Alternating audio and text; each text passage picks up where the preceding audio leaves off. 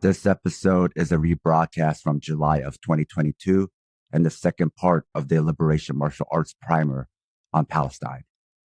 For those looking for a liberatory martial arts pedagogy and curriculum, we've created Liberation Martial Arts. Thanks to Julia Nakanishi, T. Montes, and Brian Zambrano for signing up. You can sign up for Liberation Martial Arts through our website at southpawpod.com. This will also give you access to uncut versions of our shows without breaks or interruptions, plus early access to our bonus shows, Fighters Brew and SDS9. This is Sam. And this is Southpaw.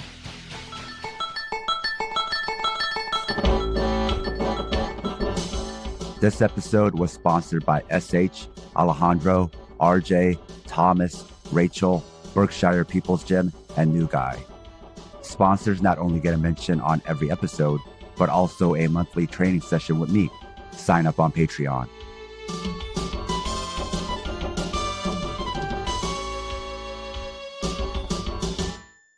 We did an episode on Southpaw about Palestine with Palestine Action.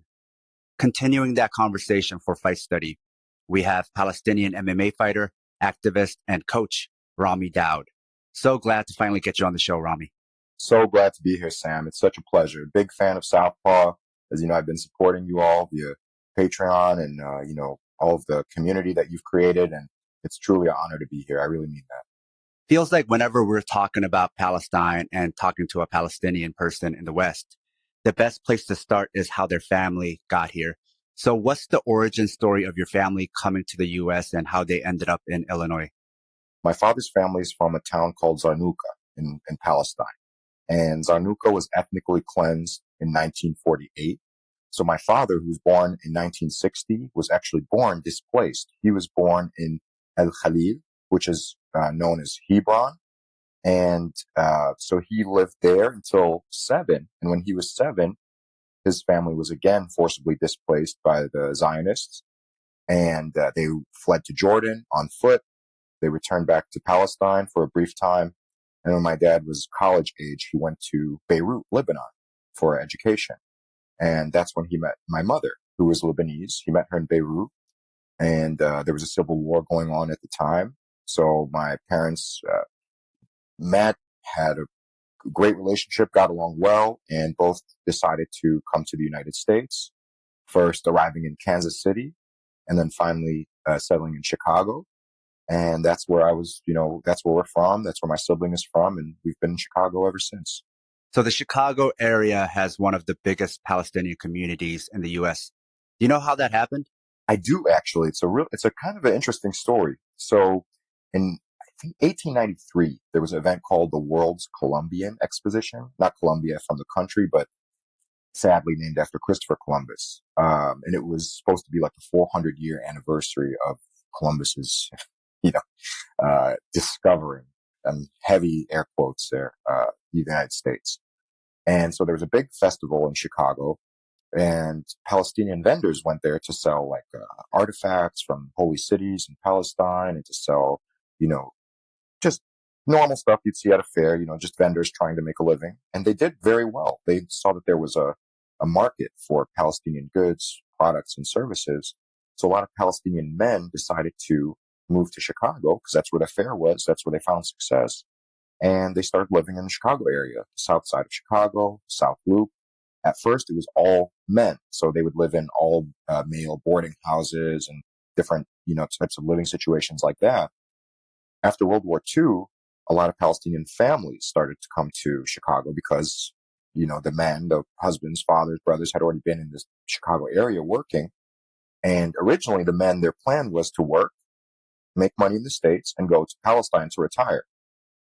Now, after Israel's continuing, occupation and expansion and taking Palestinian land and territory, the right of return was taken away from Palestinians.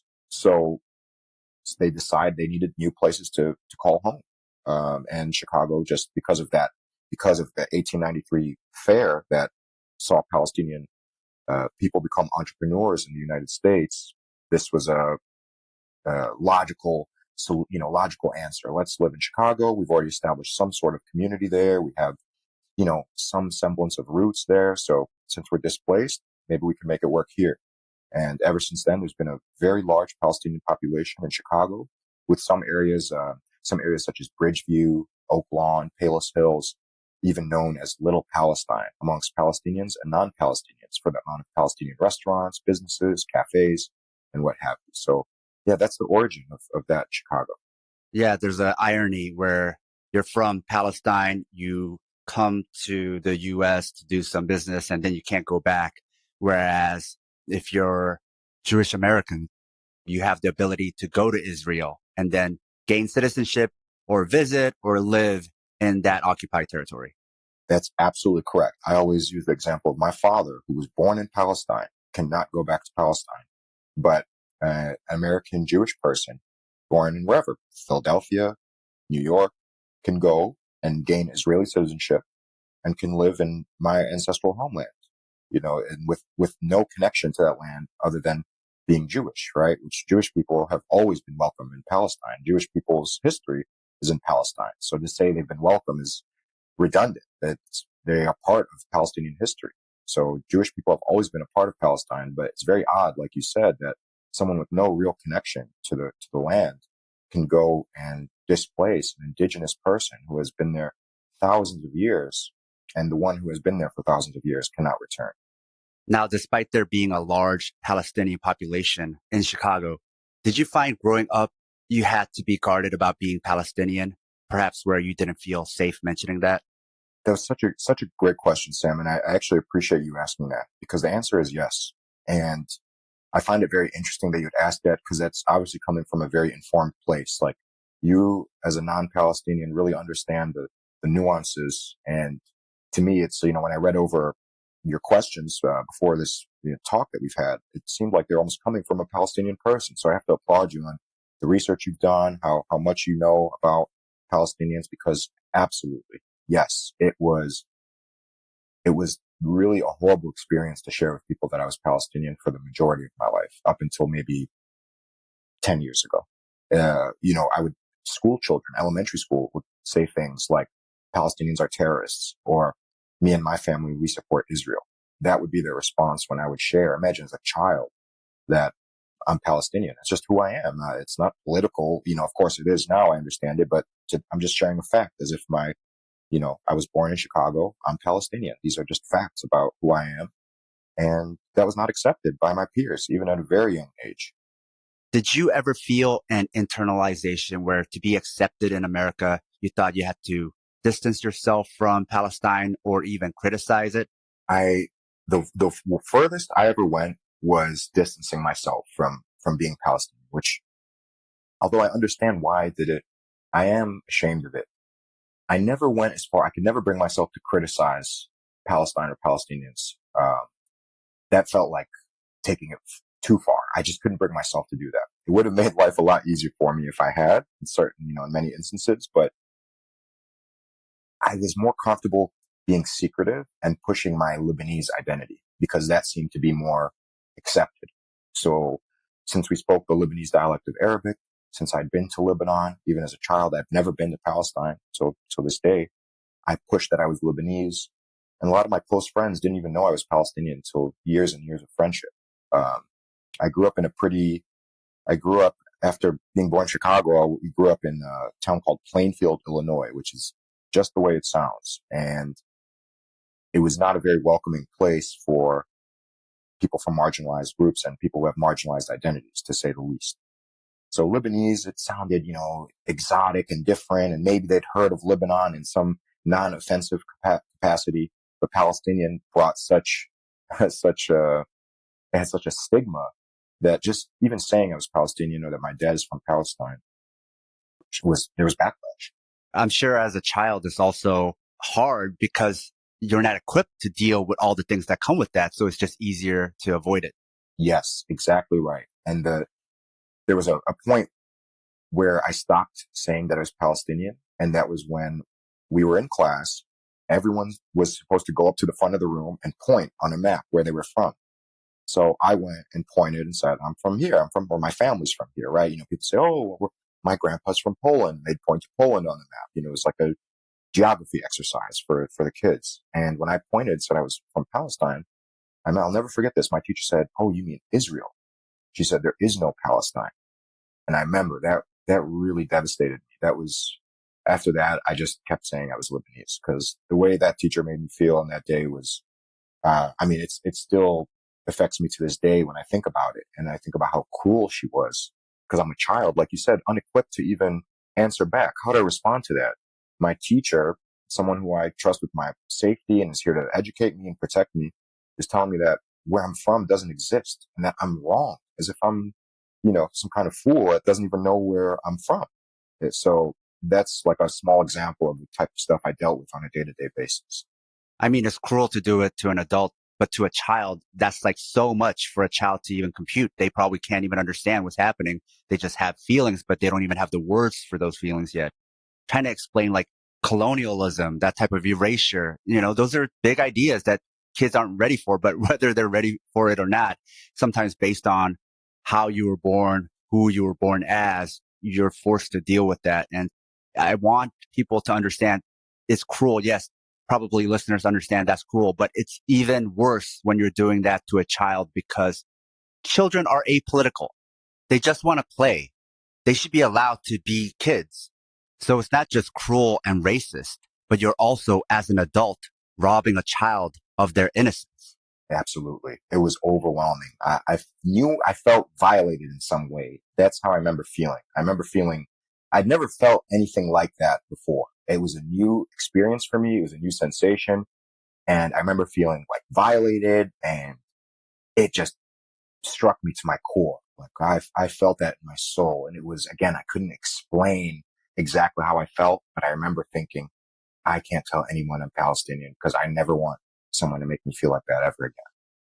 I know the way some immigrant families deal with it when they have intersecting identities. Maybe instead of saying they're Lebanese, sometimes they'll just say, I'm American just like you. They'll embrace more that American identity, because European whites, they don't have to give their origin story. They're just like, I'm an American. I'm from Chicago. I'm from wherever, right? So did you ever feel like that, where you wanted to just embrace that American identity, or you always felt like, no, I want to at least embrace part of my heritage? I would say things like, for example, we're all familiar with the "where are you from" and what that means. That basically means you're not white. Explain yourself, right? Explain your place here. Explain why you're here, right? But like you said, someone from Russia or Poland or Ukraine never has to do that, even though, they might be born somewhere else, or their father might be from somewhere else, or their grandmother may be from somewhere else. They never have to explain themselves. So I did get tired of people that, what are you, or where are you from? So I would just kind of be passive aggressive sometimes and say, oh, I'm from Chicago, because that's the truth.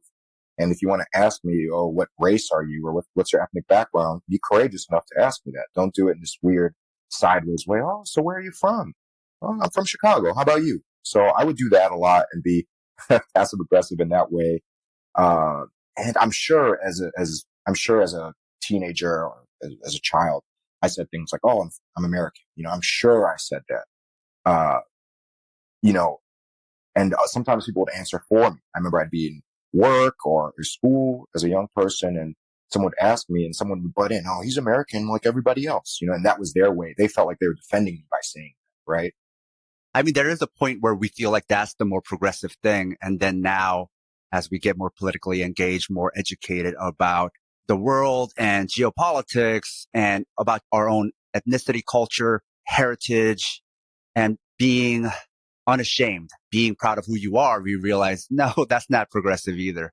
Not at all. It's not. And if I could go back, I would definitely just be saying that I'm Palestinian. But it's hard. It's easier to say now. I know how to protect myself. I'm confident now. My self-esteem isn't what it was when I was a child. So I don't know. I go back and forth on whether I did the right thing. It does bother me that, sometimes I feel like, oh, I was a coward. I wasn't the one with the issue. They were the ones with the issue with me being Palestinian. They should grow. They should, adapt and become better people and try to understand that this is where I'm from. And that's it. It doesn't mean anything. Doesn't mean I'm here to harm anyone. Doesn't mean I, hate any certain group of people. This is where my father is from. He's Palestinian and I identify as Palestinian. And I wish that I made other people uncomfortable rather than being forced to be uncomfortable for the majority of my childhood. So you touched upon this, but how has your Palestinian identity evolved over the years as far as how you view yourself and how open you are about it? When I was 25, I had my third professional fight. And after the fight, after I won, I raised a Lebanese scarf that I had and a Palestinian scarf that I had. And when I was interviewed, I ignored I was interviewed in the ring, the adrenaline pumping, and I ignored the questions and I just started yelling out, I'm like, Palestine, Lebanon, that's what I represent. I was yelling at the top of my lungs, and my friends and family were cheering and excited. And I remember the promoter at the end, the show came up and he said, wow, I don't think I've ever had anybody yell, Palestine in this arena before. And I was really happy with all of this. Then my parents, maybe a week or two later, asked to sit down with me and speak with me. And I didn't know, I could tell it was a very serious conversation that they were ready to have with me. And they both told me that they were really scared of me embracing being Palestinian and what that could mean. And of course, my father is a proud Palestinian, but he's also a realist. He's saying, okay, we're in America. If you yell you're Palestinian, the FBI could be interested in you. Who is this pro-Palestine, militant guy shouting about Palestine after he, that's the paranoia and the fear that we grow up with that we have in our community. And it makes it easier to only talk about these things with people who we trust. But again, now I scream that I'm Palestinian from the rooftops, right? You ask me, oh, what do you like to do for fun? I'm going to mention somehow in that I'm Palestinian. And I don't know if it's making up for lost time or if it's just, I just need to share this. This is a part of who I am. And I'm very proud of it. I'm very proud of, my people, of where I come from, our struggle, what we've done, what we've been through, what we've survived. There's no shame in being a Palestinian. So it's definitely been a seesaw, from one extreme to the other, being scared to share that I was Palestinian to now being very proud that I'm Palestinian. Now, anyone that knows me is going to know I'm Palestinian, what I think about the occupation, what I think about Israel. I'm not going to make that a secret anymore. I'm going to be very clear and open with who I am and what I believe. I know we both talked about how at one time, the way the U.S. reacted to Palestine was how they react to the DPRK. And in fact, younger listeners might not know this, but Palestine was used as anti-DPRK propaganda to say the DPRK is evil because they side with Palestine, not Israel. The DPRK's association with Palestine meant they were bad.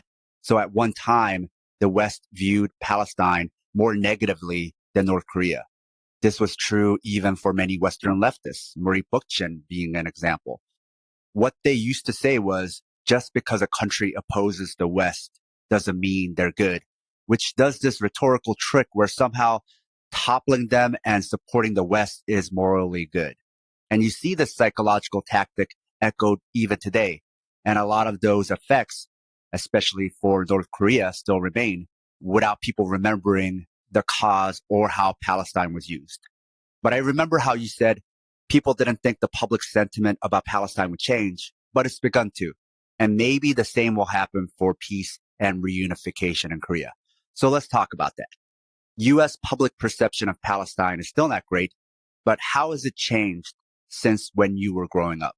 It has changed far more than I ever thought it would in my lifetime. And I never thought that I would see even neoliberal media advocating for Palestinians in any capacity at all. Not that they're allies of Palestinians or do a good job of speaking up for Palestinians, but I'd never thought I would see anything other than what I grew up with, which was the media was essentially just spewing Israeli propaganda. And that's all we knew about Palestine, as far as if we were learning from American media, film, TV. So it's changed for the better. And that does give me hope. And I know I see it in my father's eyes when I speak with him. He never imagined that he would see any sort of increase in people's empathy for Palestine. And now the general public, the general American public, there's some dialogue, there's some discourse here when it comes to Palestine. Whereas before there was none. You had to really be a a leftist, so to speak. And even then, as we've spoken about, it doesn't necessarily mean you're an ally of Palestinians. So it's gotten a lot better, and it gives me hope. And I think Palestinians being able to take out their phone and record their day-to-day life, showing people, again, that's always what change, right? No one believes you until you show them. Black Americans have been saying for decades how the police abuse and mistreat them. And many people thought they were exaggerating or outright lying. And now we have countless videos of the police doing just that, abusing, brutalizing, and killing Black Americans and treating them differently than they do other groups. And now even, your moderates, your neoliberals, I don't agree with the police. There's definitely some bad apples in the bunch, right? And with Palestine, that's kind of where we're at now. We see them, I don't necessarily agree with the Israeli military, but I just hope they could figure it out. Still, that is an improvement. That's an improvement over Palestinians are terrorists. That's an improvement over Palestinians are horrible people who want to kill all the Jewish people, right? Like, this is an improvement, and I'll take it as long as it keeps going in that direction. Now, how did your interest in politics and activism start? I think the advantage I have being Palestinian is you already learn from a very young age that the media is skewed towards a certain way.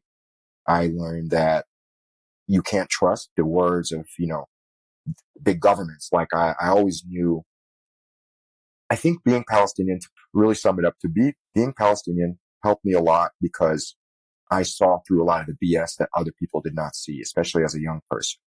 I didn't believe that America needed for its freedom to attack and occupy Iraq, right? I knew that was a load of BS, right? I didn't need to study this. I just knew it. I know because that's what they do. We know how the world treats Palestinians. So therefore we have to imagine that there's a system in place that treats marginalized and oppressed people a certain way, and that the same will be true for all marginalized and oppressed groups. I knew it wasn't just Palestine that was being oppressed, occupied, and mistreated. I knew that there's many communities going through the same thing.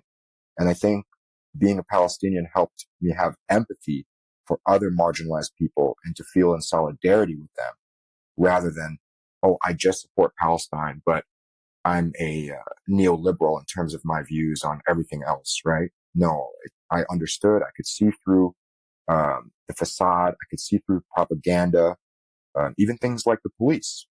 I know that the IDF trains with the American police, that many American police forces work with the IDF. So from a very young age, I did not trust the police because I know they work with the IDF. How can I trust anyone who can work with the IDF? So, when Black Lives Matter really blossomed in the U.S., I was right there with them. There's no convincing needed. I agree with this 100%. And my family and I in private have had these talks since I was a very young child. And it's just so funny to see that a lot of the progressive, educated, Americans have the same philosophies that Palestinian groups have had in the U.S. for 30, 40, 50 years. We've known all this stuff, that our freedom is not, we don't need to attack and occupy other countries for our freedom, that the police brutalizes marginalized groups, that they do not keep us safe. All of these things I've understood since childhood. And I think my Palestinian identity helped inform these decisions and opinions. I often say being Korean is my identity and my political lens. So it seems also for you, being Palestinian is not only your identity, but also your political lens. Absolutely. That's very well put. That's exactly it. I often use Palestine to explain how to resist the shackles of oppression and occupation, you need a national liberation movement. Because Palestinians, like most indigenous people, operated as various indigenous communities rather than as a nation state. I've heard you mention this before as well.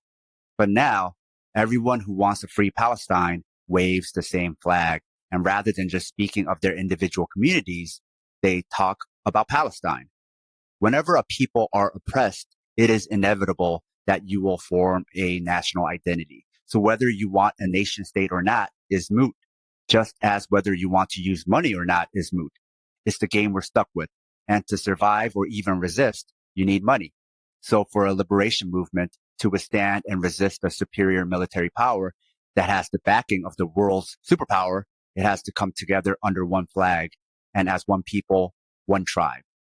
I agree with that wholeheartedly. And this was something Palestine was unequipped to fight Israel, supported by the world's superpowers, because they existed as different groups of indigenous people. You know, people are often surprised to learn that Palestine didn't have a national military or a navy or an air force. This is not how we operate. Palestine never operated as a nation state. Palestine was a group of different indigenous communities that did their own thing for many, many, many generations, right? And when the occupation began, Palestinians had no choice but to unify. So you have Palestinian Christians, Palestinian Muslims, Palestinian Jewish folk, right? Not that there was fighting between them before, but now even if you have political differences, if you're in different socioeconomic classes, whatever the case may be, you have no choice but to unify. And that's why the strongest Palestinian movement was the PLO, which was a secular national liberation movement. It wasn't based on religious dogma or hierarchy. It was based on Palestinians working together to fight a foreign invasion, an occupation. So this is very important. And this is one of the few times that I agree with nationalism is in the case of people fighting for its liberation. It's important for Palestinians to be unified. It's very important for Palestinians to work together, because the number one thing, or one of the things that Israel does, is they try their best to make sure Palestinians are not unified, right? And it's common knowledge among Palestinians and amongst academics who study Palestine that Israel helped create Hamas in the 1980s to weaken the PLO. And, now, of course, we don't know what, without getting into that, they understood how important it was to weaken the national liberation movement, to add infighting, to add, divide and conquer. And as we know, this has been done here in the States. It has been done all over. Divide and conquer is a commonly used tactic of oppressors and settler colonialists, and Palestine is no exception. So if their priority is to make sure we are not unified, we as Palestinians must be unified. It is necessary. It is very important, not only for our liberation, but for our survival as a people. Now, I've heard edgy leftists say the solution to the occupation of Palestine is the no-state solution. You got white leftist hero Murray Bookchin defending Israel's occupation and many of his followers agreeing with him. You got liberals saying two-state solution. But rather than what Westerners want or what white people think, what is it that most Palestinians want, Ramy? So that's another great question. And I just want to say that the idea of a two-state solution is not only extremely offensive, but it's laughable. Asking an oppressed people to live side by side amongst their oppressors is a joke. And Palestinians are one of the few people that have been asked or that are put in this position. Oh, well, why don't you live side by side? Right? Well, did Algeria decide to live side by side with their French occupiers? Or did they fight and lose over 1 million Algerians in the fight for liberation and independence? Right? South Africa, in a way, that's what many, modern day South Africans want. The ones that are remaining, the Europeans that came and oppressed people and mistreated them horribly. They're like, well, we just want our, what we have, and we want to live side by side. No, that doesn't work. You can live side by side with us if you dismantle the system that was created to oppress us. So the idea of a two-state solution is impossible. People like the Zionists feel that they are superior. There's a system of white supremacy in place. They cannot live side by side with Palestinians. That's nonsensical. And anyone who says it is either ignorant, naive, or just intellectually dishonest. Palestinians want what I think most indigenous people want. They want their land back. That's the number one thing. This is our land, right? We have, in my family alone, we have olive trees and farms that are supposed to be passed down to me and my kids if I have children and their kids. Like, this has been taken away from us, right? My home that my father was born in, somebody else is living in it now, in the exact same home. This is our home. We weren't wealthy people. We weren't rich, but we had a home. We shared resources. We shared everything.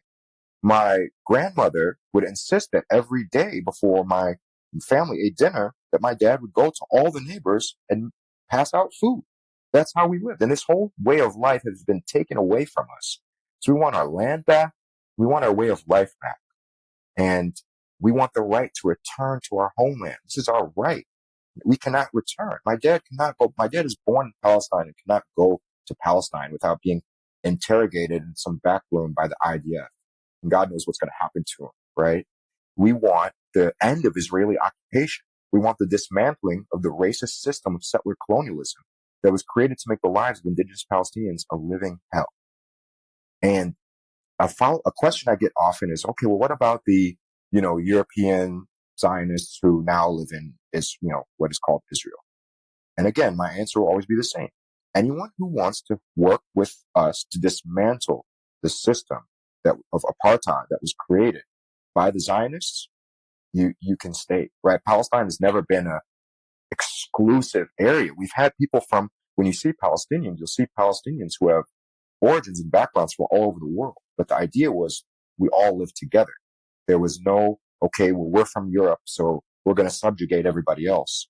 No, there's Palestinians who would be considered white based on their appearance. There's Palestinians who are black. There's Palestinians who are brown. They're Palestinian.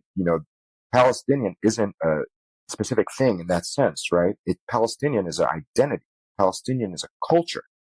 And people who want to live amongst Palestinians and help us dismantle a system of white supremacy, for me personally, of course, I can't speak for everyone, are welcome to stay. If you're going to help us fight the system that was created that you benefit from, yes, you're my neighbor.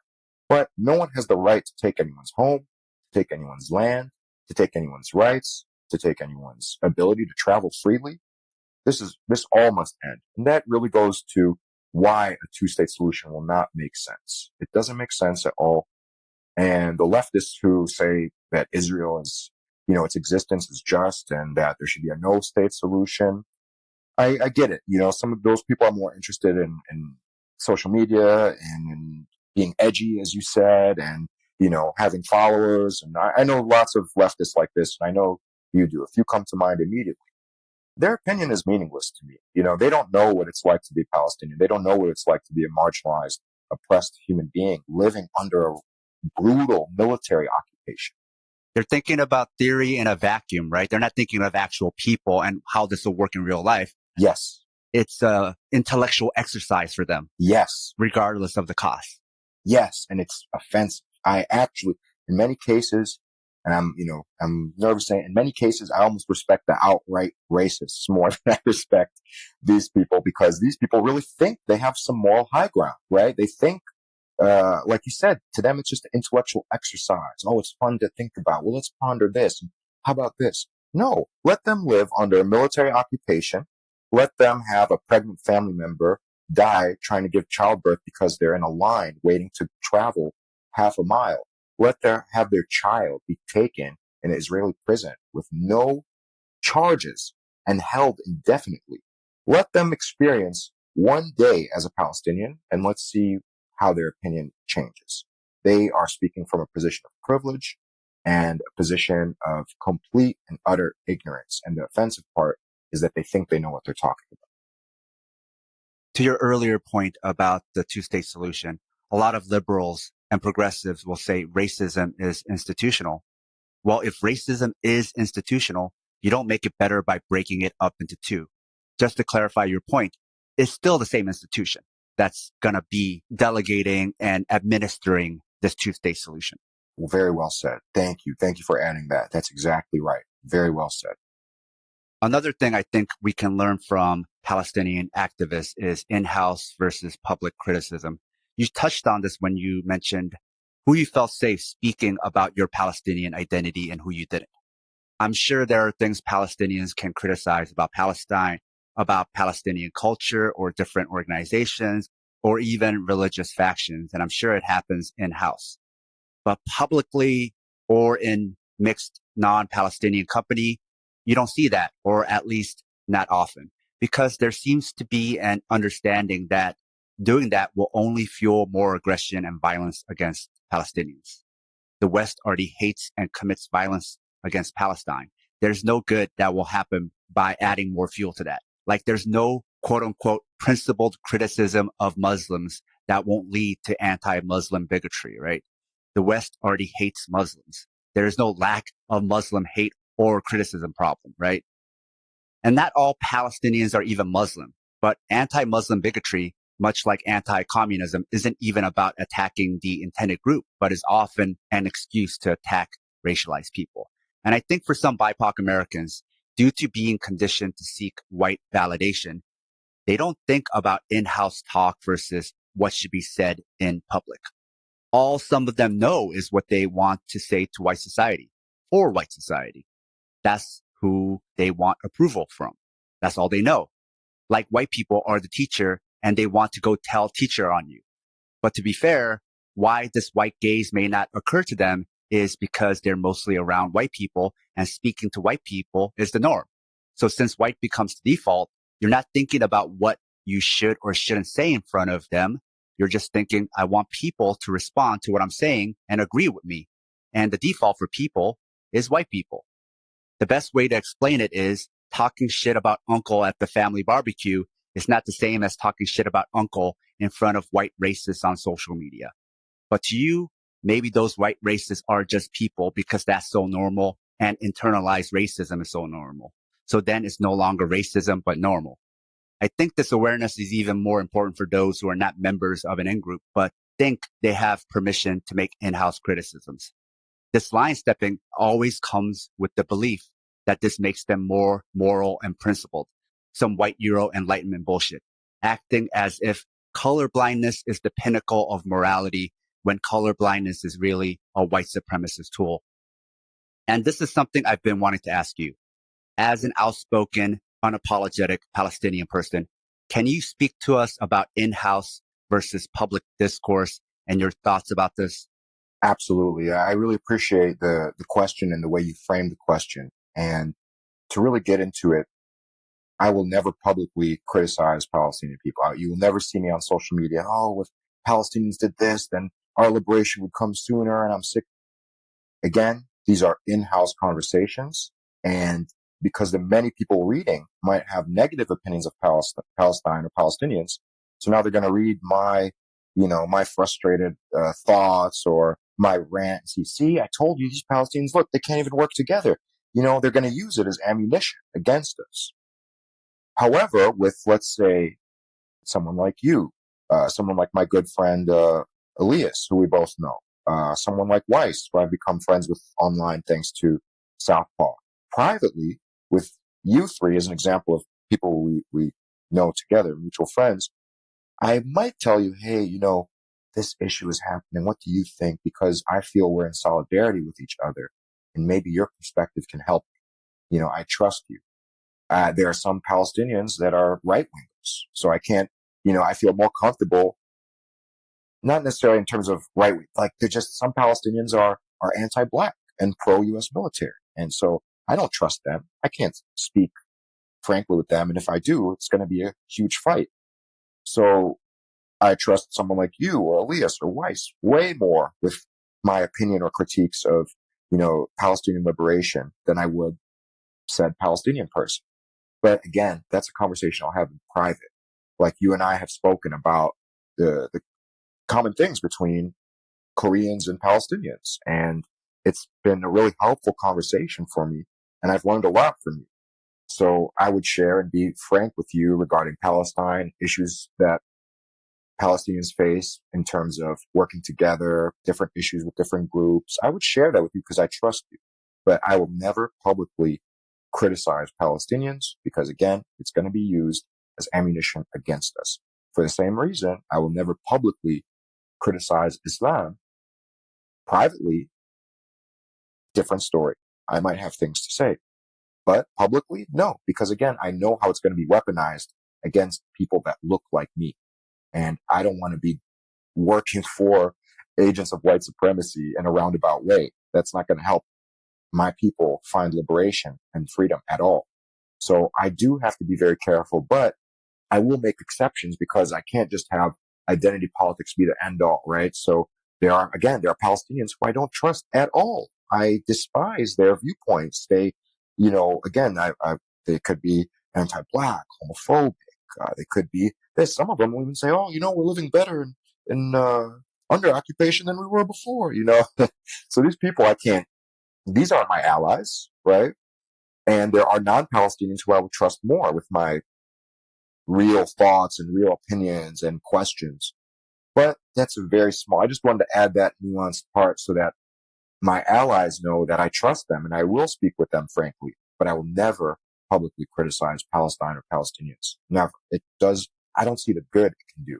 I think to even add more nuance to this is like, let's say you have a Palestinian friend who's constantly talking on social media or publicly, not that they're a public person, but just to anybody, they feel the need to constantly criticize, let's say, the PLO or Hamas or something.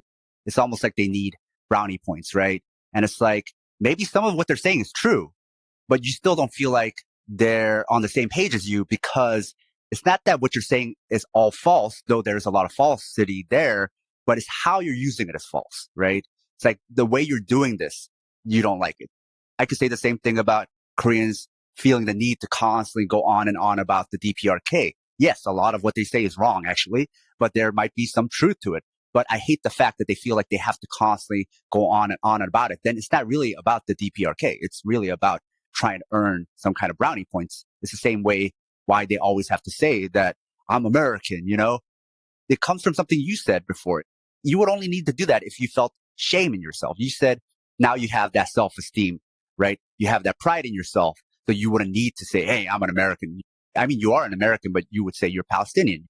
You would be unapologetically who you are, your identity, right? And so I think it's the same thing. It's about, for Koreans who talk about the DPRK constantly, it's about earning brownie points and wanting to be accepted as basically a white American, in my opinion. Whether they recognize it or not, I think it's like an internalized psychological thing happening. So I think in that same way, maybe they're a liberal and they're Palestinian, but the way they go about it, how they want to earn brownie points, the topics they decide to discuss, the things that they think is priority, which is talking about, like I mentioned, the Hamas or PLO or whatever, right?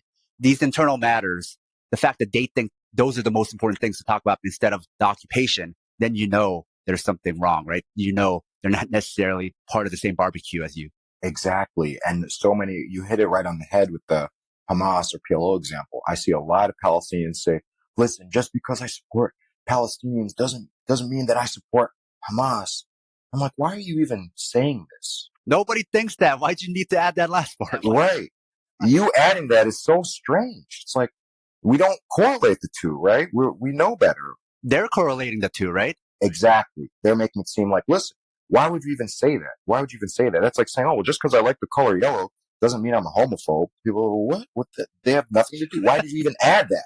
Now that makes you look at, are you a homophobe? Like, why would you even need to say that? So that's what I don't like. And I don't like how, when it comes to indigenous resistance groups, we never with other groups. Now, I shouldn't say we never, but imagine with indigenous Americans who fought against the Europeans. We wouldn't say, oh yeah, I really respect the brave indigenous resistance who fought against colonialism. But, some of them had weird opinions about this. So I don't know.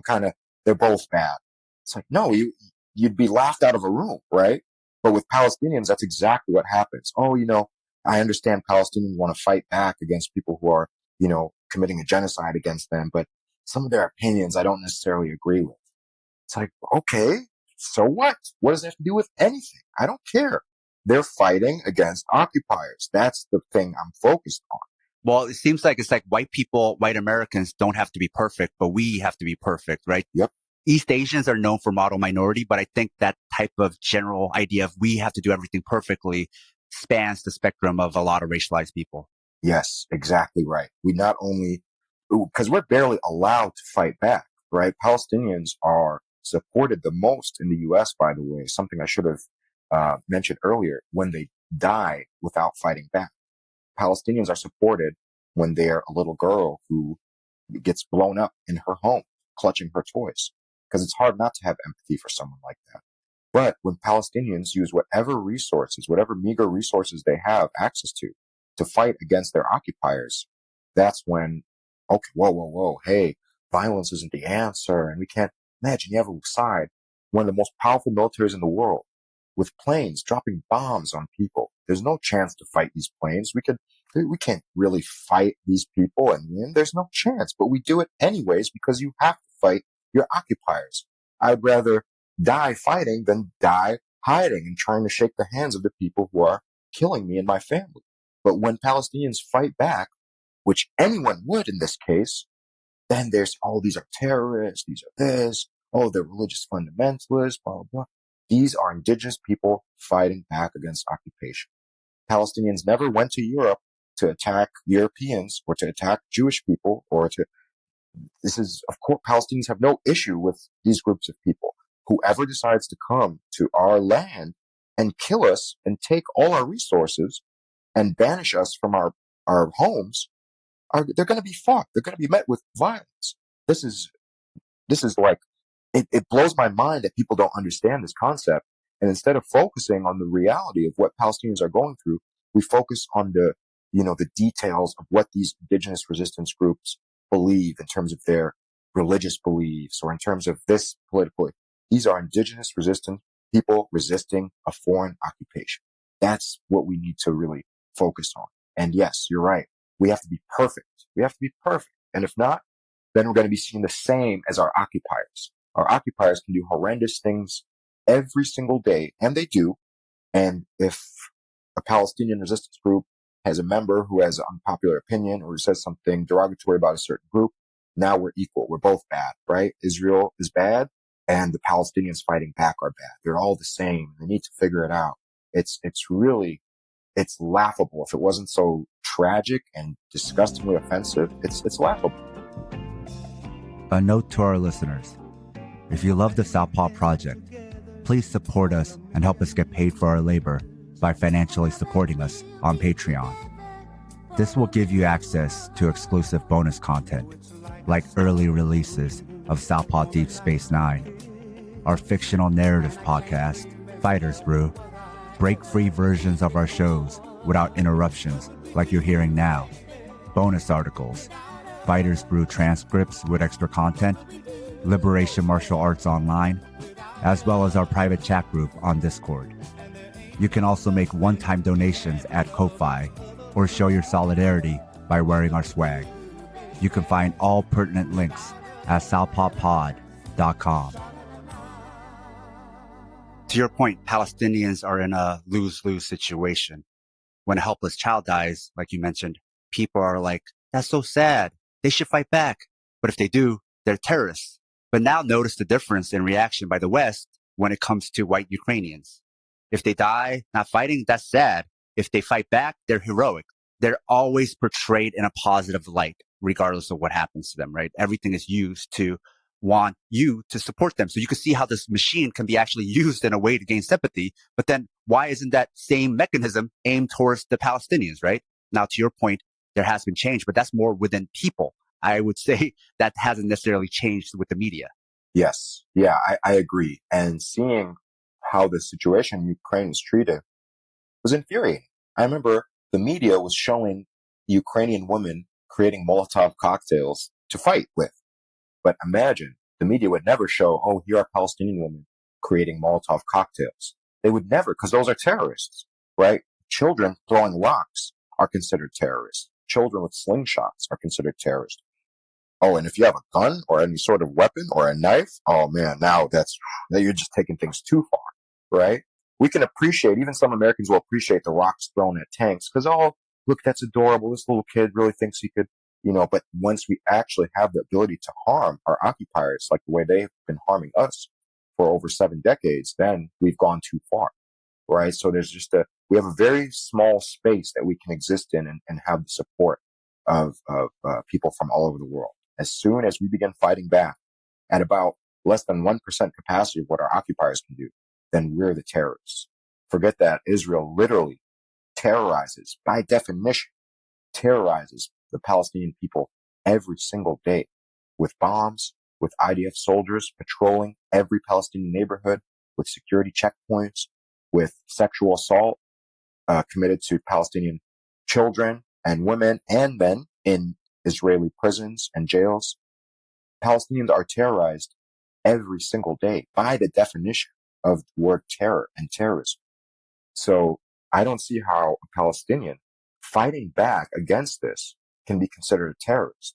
How can we terrorize this mighty imperialist army that is supported by all the world's superpowers? And now the military is one of the world's most powerful militaries. And if every single Palestinian had a pistol, for example, we would still be no match for the Israel. We don't have a plane. We don't have a single plane. How can we, just the idea that there's a conflict with two equal sides is just intellectually dishonest. It's not true. If all Palestinians were armed, we still couldn't fight to the capability of what Israel can do. I mean, look at it, especially now. America's like all Americans should have guns, but Palestinians aren't even allowed to have rocks. Yes, exactly right. Exactly right. The British, when the British first, had control of Palestine after the end of World War I, they made it so that Palestinians who were even found with a single bullet, even one bullet, you were put in a cage publicly, guarded by British soldiers, of course, and you were left to just starve and die in public in agony to set an example of what would happen if you were caught, not with a gun, with even a bullet. Let's say you gave up all your guns the way they asked, you gave up all your ammunition, and then the British did a sweep of your house and they found a bullet between a desk and, a chair. That was the punishment. So they made it very clear, even before the actual creation of the state of Israel, that Palestinians were not to defend themselves. They made that very clear because they didn't want that. They knew what that would mean. They knew that this would be a headache and a thorn in the side of the colonialism and the creation of the settler state of Israel if Palestinians could fight back in any capacity at all. So, okay, well, we have rocks now. We have Molotov cocktails. We have homemade weapons. Now that's too much. So I don't know. Maybe the Palestinians, we should be just trying to fight with our fists as people with machine guns, shoot at us. Maybe then we'd have the world's sympathy. I don't know what we can do to be seen as human beings. I mean, are we not? Are Ukrainians better than us? So inherently better that they deserve support and we do not? Like, these are human beings we're talking about. Human beings who are literally living in terror, who are fighting for basic human rights. I mean, these are not people fighting for conquest. They're not fighting for riches. They're not fighting to take anyone's resources. We're fighting for what was taken from us for no reason. Palestinians never had an army that was going around the world, hurting people and killing people. Palestine never had an army. Palestinian, as we talked about, never operated as a nation state. So Palestine was not equipped for this. Palestinians were farmers and, artists and educators and gardeners. And this is what our history is. And now we're forced to become fighters because the situation calls for it. Just like the Ukrainians were, we're forced to become fighters, so to say. Let's just go with, the narrative that we're seeing in the media. They were forced to become fighters. So now women are making weapons and men are volunteering when Palestinians literally do the exact same thing with no difference at all. We are terrorists. And just seeing how the media treated Ukrainians and seeing how the media has treated Palestinians for decades it was so upsetting and such a reminder of how the world doesn't see Palestinian people as human beings. And just as we're talking about this and getting into a lot of the granular, to finish our thought about who we can talk about this with and in-house versus public, I guess you can invite people to the barbecue, but they can't self-invite themselves. But also, skinship is not kinship. Sometimes, even if they're from the same place as you, they don't necessarily always get an invite to the barbecue. Exactly right. Exactly right.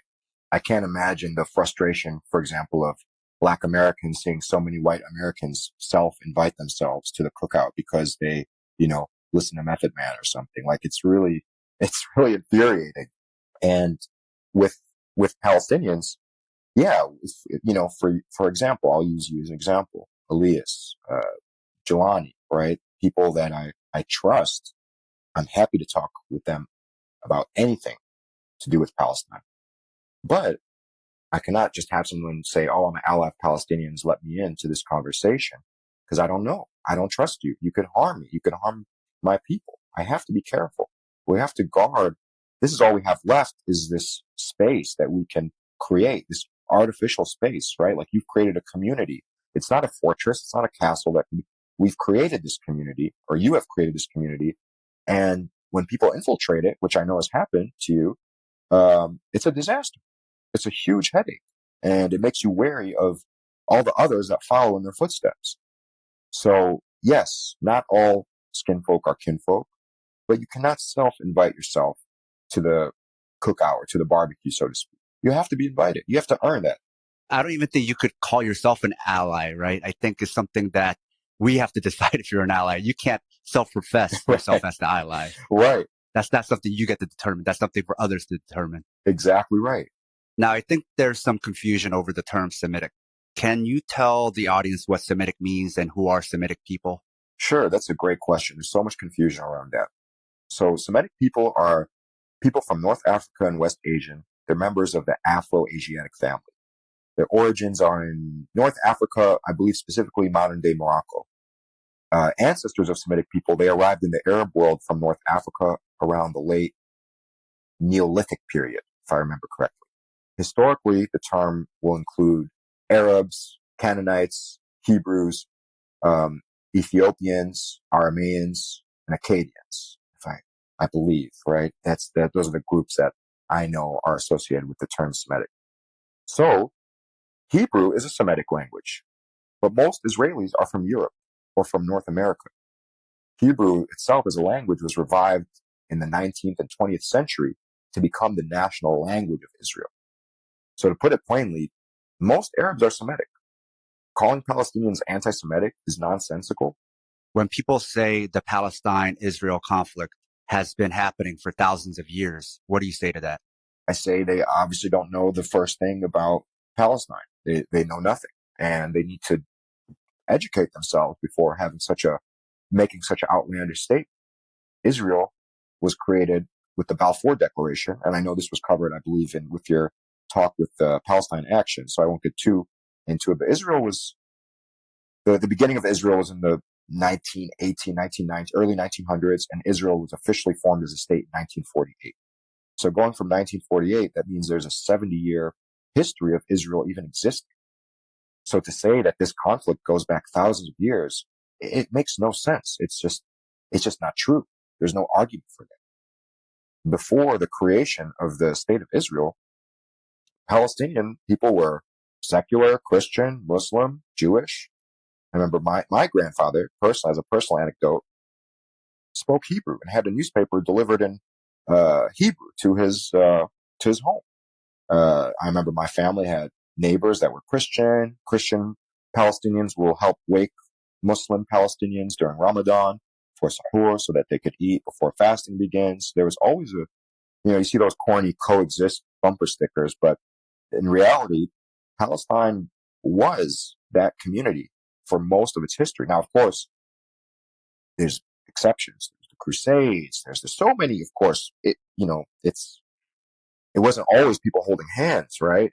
But to say that this is a 1,000-year-old or 2,000-year-old or 3,000-year-old conflict just shows that you have no understanding of what's going on in Palestine. And to something you were speaking about with the double standard, what Israel, with the support of the U.S., does to Palestine isn't terrorism, but any act of resistance by Palestine is terrorism. And that's not just a racist double standard, but dehumanization, as if Palestinians don't have the human experience of terror. So if we break this apart, there's more going on here than the double standard.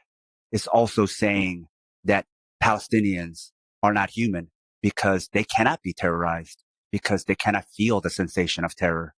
And Israelis are humans because they can feel terror. So there's something extra happening here that I also wanted to point out to the audience.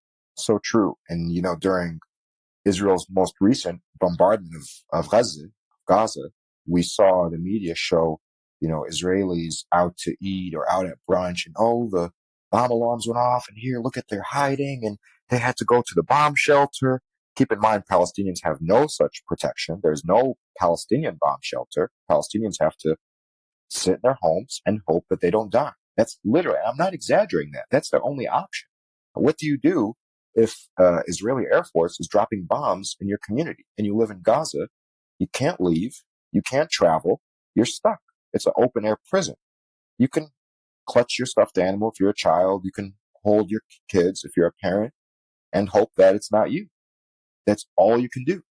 But the media would rather show Israelis basking in their privilege, out to eat, I remember I saw one that literally was showing Israelis out to brunch, and oh no, look at this. They had to stop their brunch. They had to put down their mimosa, and they had to go over here, and look at them trembling in fear. No one deserves this. It's true. Human beings shouldn't be living in fear. But why do we only show the human side of Israelis? We don't show Palestinian children. Literally, you could YouTube videos of Palestinian kids making TikTok videos, dancing and playing, and then all of a sudden there's bombs going off and they start crying and calling for their parents. This is terror. You can see the terror in their eyes. This is the definition of terrorism, because they know they can't. Imagine, I know for people who are parents or have someone that they take care of, imagine knowing that you can't protect your child. You can do nothing. There's not even one option to protect your child. The person who your whole responsibility is to take care of, protect, and love and nurture. You can't do anything for them. That's terror. That's living under terrorism. That's living under a terrorist occupation. Israel is a terrorist occupation by definition of the word terrorist or terrorism, and no one calls it such. And it is. That's exactly what it is. Palestinians with no army, no navy, no air force, no marines, not a single boat, plane, or helicopter cannot terrorize the Israelis. We cannot. It doesn't make sense. How does that make sense? That's like saying a toddler, or a baby in its stroller is terrorizing me as a full-grown adult and martial artist. How? The baby can do any mean thing or look at me there or throw its pacifier at me. It can't terrorize me, but I can sure terrorize the child because I have power over them. I can harm them quickly and viciously. So who is really living with terror? Who is really the terrorist in this situation? If we ignore the media changing the definition of words and making up like as if terrorism is a Muslim phenomenon that started, let's say in the 1980s, for example. No, terror is a human emotion, and no one feels more terror than Palestinians living under the brutal Israeli military occupation. You look at who Western media shows smiling and happy and living their day and who they humanize, and then who they show either miserable or acting menacing and dehumanized. Then you can see who the West sees as allies and enemies. It's normal, subtle dehumanization and humanization, and a powerful weapon wielded by the West, their media machine. Absolutely. Absolutely. If you tell most everyday Americans that Israel terrorizes Palestinians on a daily basis, they'll look at you and laugh. But no, it's the other way around, because that's what they have been fed for their life. So that's what they think, right? The U.S. military, when it went to Iraq, it's just so ironic that we think that these people were terrorizing America. America sent the most powerful army in the world to destroy an entire country, to commit genocide against the Iraqi people. But they were the terrorists, not us. Who was living in more fear in this situation? Who was terrorized and who was doing the terrorizing? I mean, if words don't have meanings, then words don't have meanings. We could make things up all day. That's why they use anti-Semitic to talk about Palestinians who are Semitic people, referring to Europeans who are mostly non-Semitic people. Like, these words have meanings. Terror has a meaning. Terror is a real human feeling. And Palestinians live under terror every day. And I always say that if the world saw Palestinians as humans, none of this would be allowed to happen. None of this would be going on. But because the world does not see Palestinians as human beings, this is allowed to happen. I know outside of Palestinian activism, you're also an advocate for LGBTQ plus rights. As a liberatory martial artist, this might sound like a given, but there are folks who find one political issue they're liberatory about, but then still default to reactionary tendencies for other things. So how did you start caring about LGBTQ plus rights? So this is such a good question because when I was in high school, I would say homophobic slurs. I just wanted to be, that's what everybody else did. And I wanted to fit in, right? I was hiding that I'm Palestinian. So I'll use horrible language. I'll make jokes. And then I realized I am a member of a marginalized and oppressed community. What am I doing participating in the marginalization of another group of people who has never harmed me?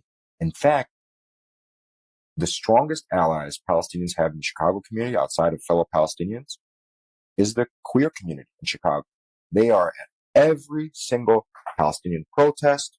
There are queer organizations that don't allow Zionists, they are such strong allies. How can I participate in the humiliation and degradation of other human beings? How? It doesn't make sense. So I think you're either for the liberation of all people, or like you said, you just pick and choose. Well, I care about Palestine because I'm Palestinian. Well, what about gay and trans Palestinians, right? What about just gay folk here in America that are fighting for Palestinian rights? They're already dealing with homophobia, and now they're going to be dealing with being called terrorist sympathizers because they stand up for Palestine. So how can I participate in mocking them or feeling superior or I think these two are directly related. I think all marginalized struggles are directly related. And I see solidarity with all marginalized groups and all oppressed people. They're all my allies, and I will fight for them just as strongly as I will fight for myself. You've also now trained with two well-known trans MMA fighters, Fallon Fox, who's a friend of the show and Southpaw, and Alana McLaughlin, who I consider a dear friend. So how did that come about? Fallon and I, we met because we both used to train at Midwest Training Center in Schaumburg, Illinois. It was a MMA gym with a lot of pros. Clay Guida trained there for a long time. Shoney Carter, Brian Gassaway, rest in peace. A lot of good fighters trained there, had their start there. And Fallon was my teammate. And I always loved training with her, always got along with her. I wasn't aware that she was trans. And when I learned, nothing changed except for me to talk to her and message her and let her know that I support her. I have her back 100%. And when I saw how many people in the MMA world started talking about Fallon, including some of her own teammates and coaches, of course, behind her back, it was infuriating. And I don't see what people's issue is with trans folk. I have no issue with trans people. In fact, the two people you've mentioned, Fallon and Alana, are both huge supporters of Palestine and support my struggle and my fight. I'm going to support theirs. I'm going to do this. I'm not going to let this be a one-sided thing. They support me and I'm just going to be quiet as people mock you and insult you and prevent you from, competing or doing. No, I have your back 100%. I consider them both friends. Alana just was at Foundation where I trained jiu-jitsu with Elias. She was with us for the past 2 weeks, and my favorite part of working with her was our conversations after practice. We'd sit after practice and have really great conversations and share stories. And she's one of the few people, white people that I know that I could just be honest with in terms of my opinions. And she agreed with all of them. It was really cool to see. I'm criticizing the military and she's a person who was in the military and she'll say, yep, you're exactly right. And then she'll share a story to support my point. That's the type of person she is. So I respect Alana a lot because I know she gets threats and she gets horrible messages all the time. She gets comments from bigots and, just people who are a complete piece of shit. And I just feel bad for her because not feel bad for her because I don't pity her. She's strong and she can take care of herself. I feel horrible that she has to deal with that. That's a better way of putting it. And I would also say that I want to put to rest this kind of myth that trans women are freakishly strong. I trained with Fallon for years. I thought she was she's a pretty athletic woman. That's it. She didn't blow me away. She wasn't picking me up and throwing me against the wall. She was like a pretty athletic woman. And I have trained with about a good half dozen cis women that are stronger than her. Now, you've also been very vocal about calling out racism and bigotry in martial arts. You've been training for a long time. Was it always bad, or did it just go from bad to worse? Unfortunately, it was always bad. And, has it gotten worse? Possibly.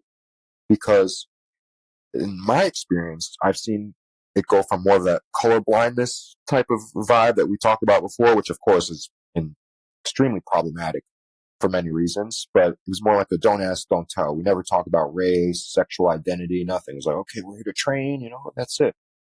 But then after, let's say in the 2010s, I noticed racist comments, especially after, Trayvon Martin was killed, because that divided a lot of people. Okay, well, was he right or was he wrong? And I support George Zimmerman. If someone comes up to me, I'm going to blah, blah, blah. I started to see people that I've trained with for years. I started to see their true colors. No pun intended. And it was disappointing, to say the least. It was overwhelmingly disappointing. And it's very difficult to love martial arts, but hate the people who participate in martial arts. And that was it. I mean, I'd been in gyms for years and didn't make friends. I would train with people, spar with them, and that's it. Go home. I wouldn't hang out. Because I didn't feel any kinship with them, because they were either ignorant, they were bigots, or I'd overheard them say, racist stuff. And one particular example, people always say Palestinians are quote unquote anti-Semitic, which of course we discussed is ridiculous. I never knew any slurs towards Jewish people. The first time I heard one, I didn't know what the word, now of course I won't repeat it, but I was 25 years old. And my assistant coach at a gym I trained at, was calling somebody a racial slur against Jewish people that starts with a K. And I was like, what the hell is that? I had no idea what he was talking about. And I looked it up and I couldn't believe it. I was like, oh my God, you've got to be kidding me. Like, my assistant coach openly was saying this in front of several people. I couldn't believe it. And that showed me how prevalent this was. I had another coach, like an assistant coach at a different gym. I was complaining about one of our training partners about something, non-related, of course, to his race or identity. And he goes, oh, what do you expect? He's an N-word. He just says this to me. I've given him no like idea that I'm racist or that I have this viewpoint of black folk or that I'm going to be agreeing with you. He just said that. He kind of like chuckled, like he expected me to laugh with him. And I was shocked. The fact that this guy said this so confidently to me.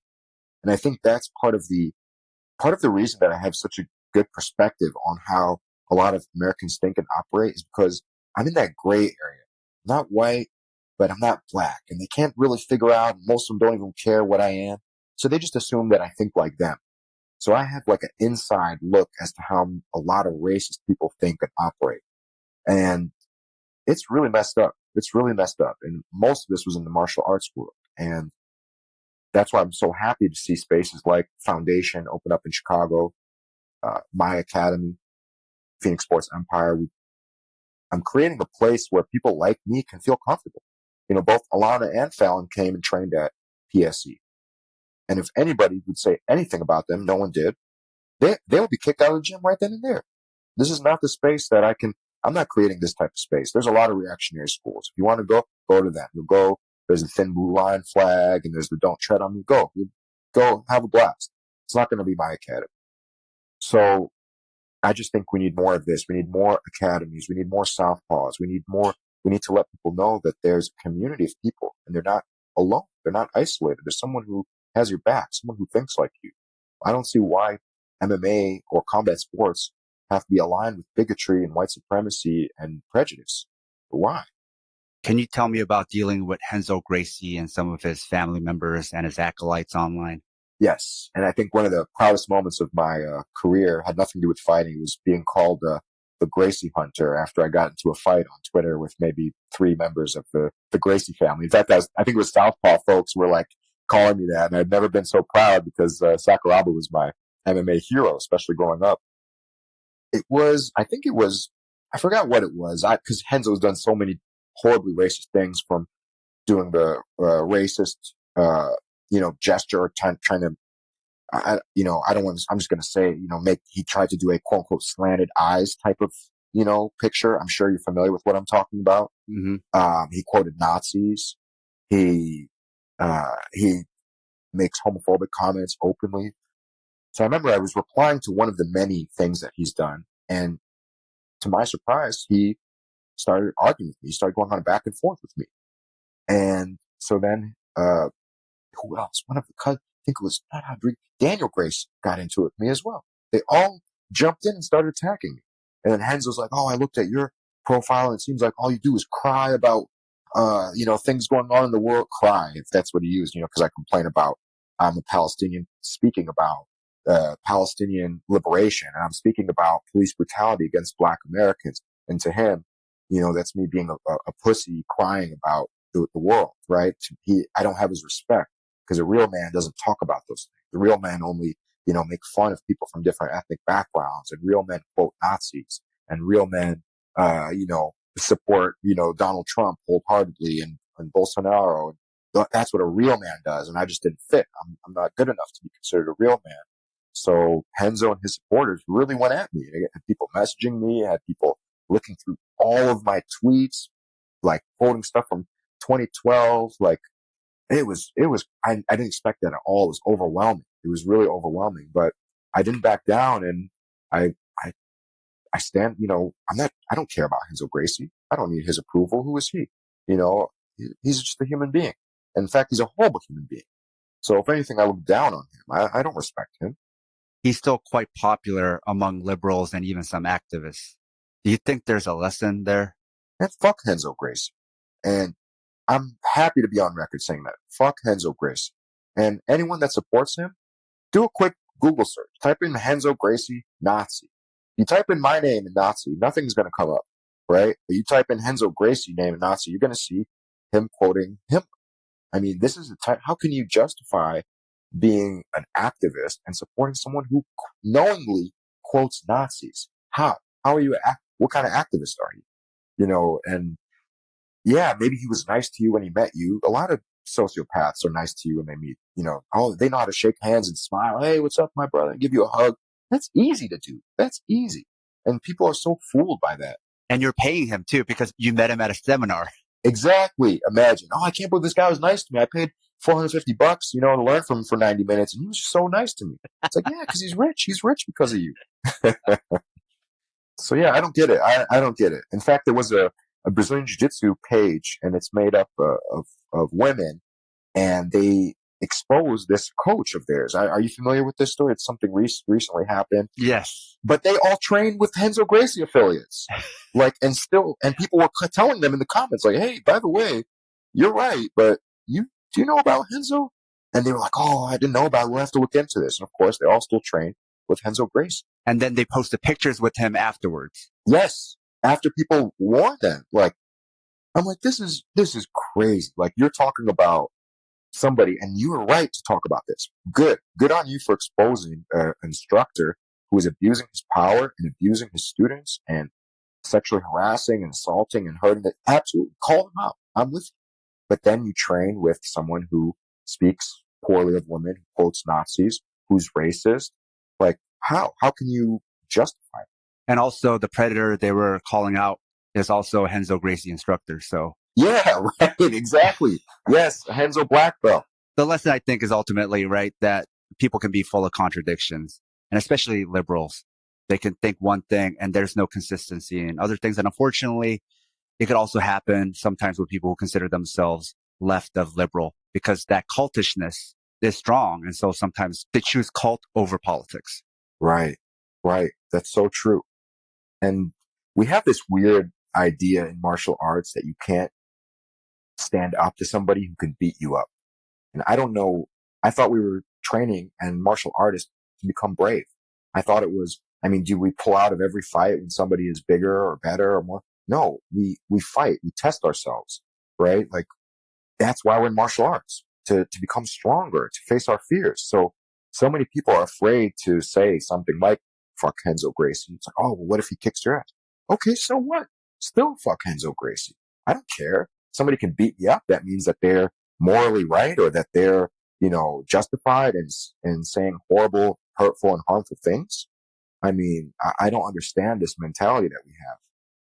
What do you think about some anti-fascists and leftists taking and recommending Krav Maga, especially with zero caveats other than they love it, or bare minimum, distancing their Krav Maga program from Israel's occupation of Palestine and disassociating from the main organizing body that has ties to the Israeli government? Again, I just I can't imagine the mental gymnastics needed to justify training in a martial art that's used to oppress an unarmed populace and to harm children and old and the elderly. And I mean, how can you be inspired by this story? I think, we've talked about this privately, but imagine if there was a martial art marketed as, oh, this is a white South African martial art really used in the height of, apartheid in South Africa, learned the same tactics that were used to imprison Nelson Mandela and anyone who dared speak up. We would laugh them out of the room. We'd be like, what are you talking about? I would never train this. But somehow it's okay with Krav Maga. Doesn't make sense. It's to me, I think it's an ineffective martial art largely. And I know that you can maybe perhaps make it effective or forget that. Let's actually ignore the effectiveness. How can you justify training in a system that its main selling point that it's used to oppress an indigenous people? How can you I would love to ask anyone who trained, how can you justify that? This is something that has been battle tested on Palestinian children. This has been used to,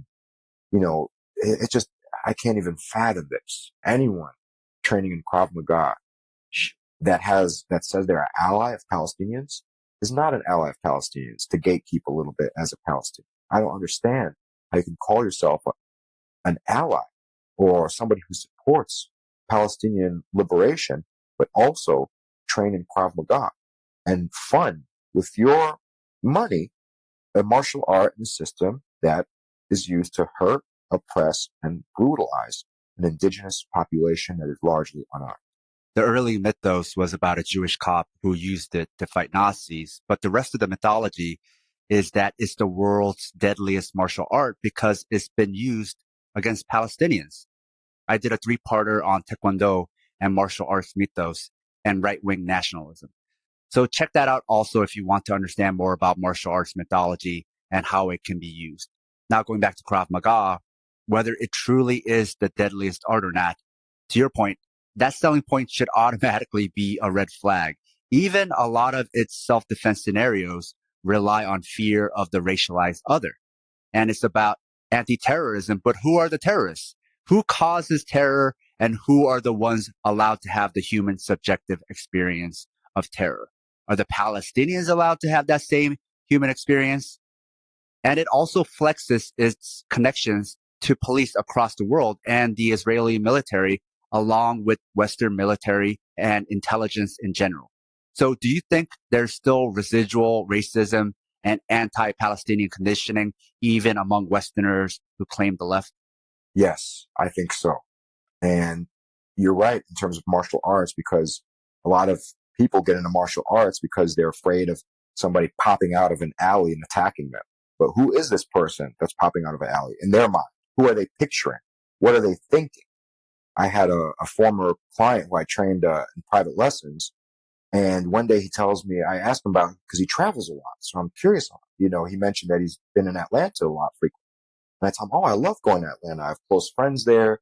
What do you like to do when you're in Atlanta? I'm hoping he's going to give me a cool restaurant recommendation that I'm not aware of, something like that, as he's been there much more than I have.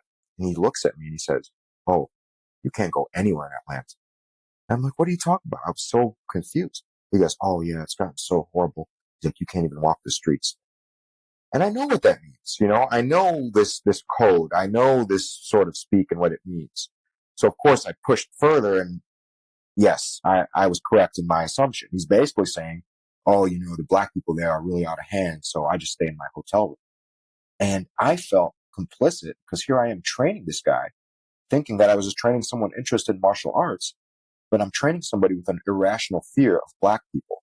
And when I realized this, I stopped working with him, and I couldn't be a part of this because this is a guy who might, a black person might come up to him, ask him for directions, and he's going to freak out and try to snap their arm or something because of his paranoia and racism. So I can't be a part of this.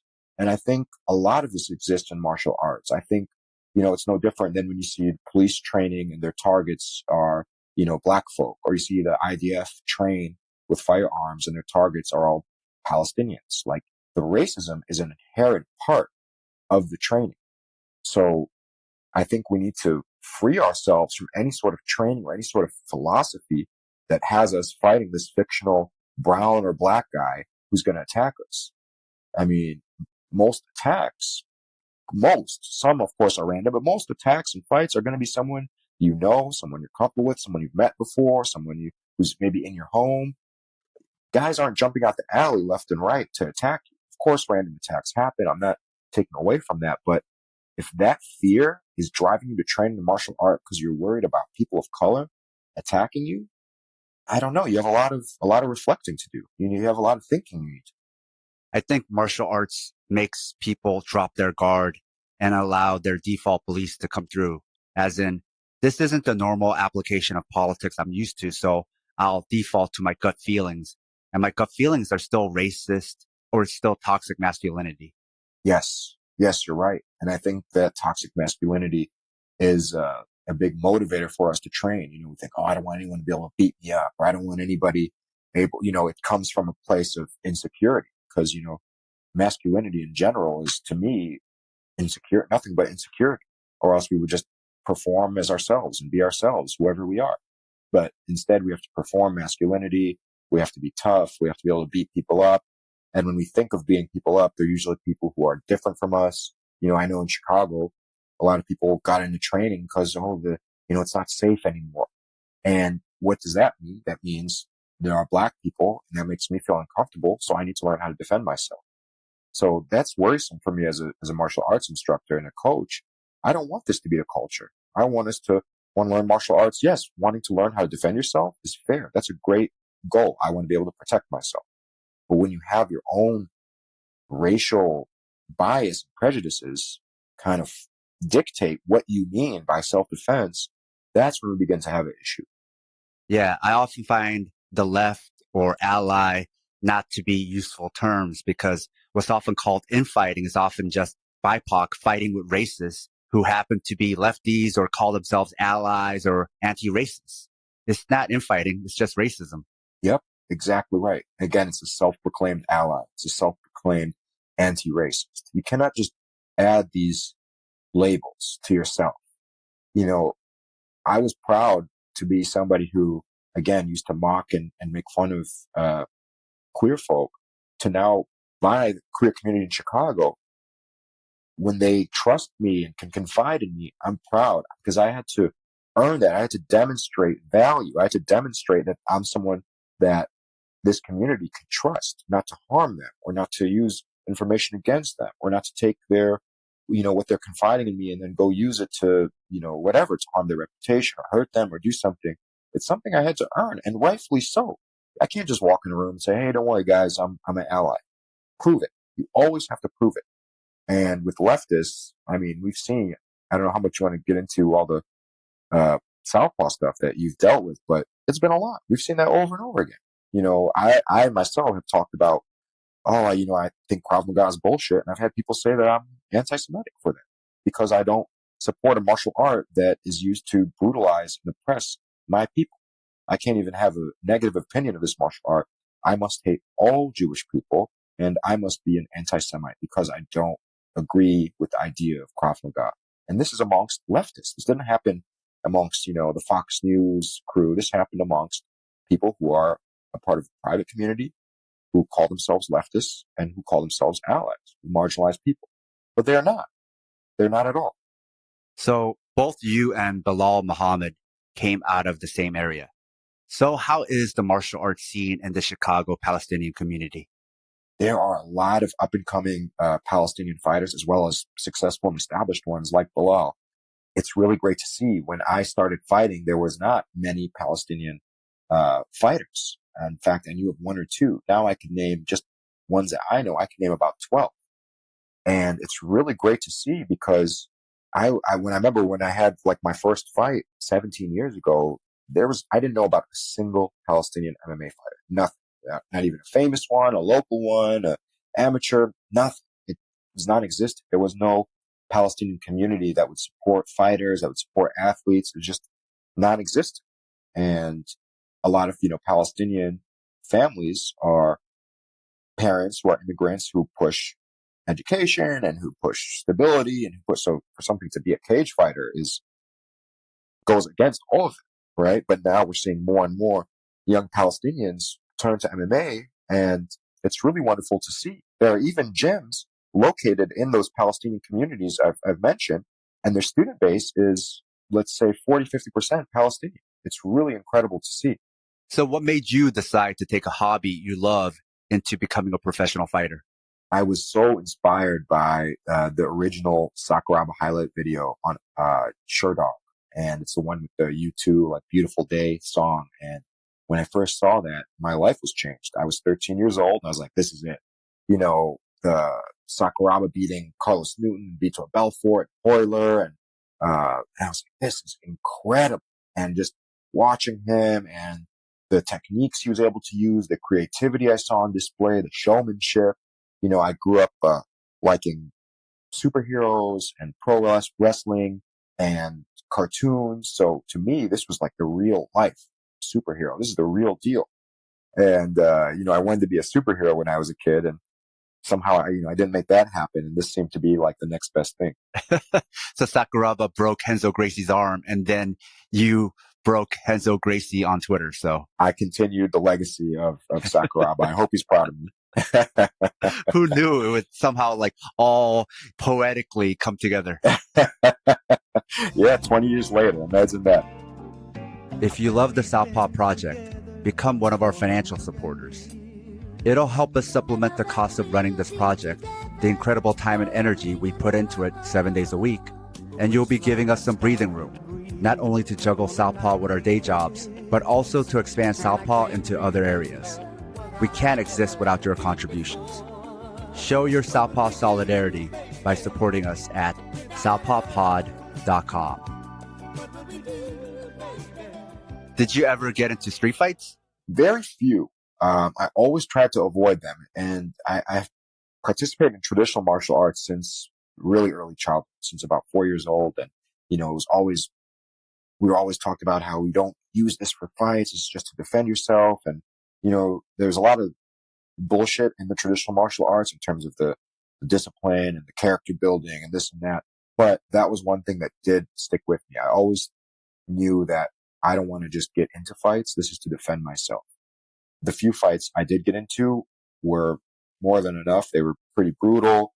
I had fights like when I was in high school age where it was me and a few friends against people from a local college, and it was just grown men, and we were fighting them. And my friends thought that I would be some kind of superhero able to fight 6 people, 7 people all at once.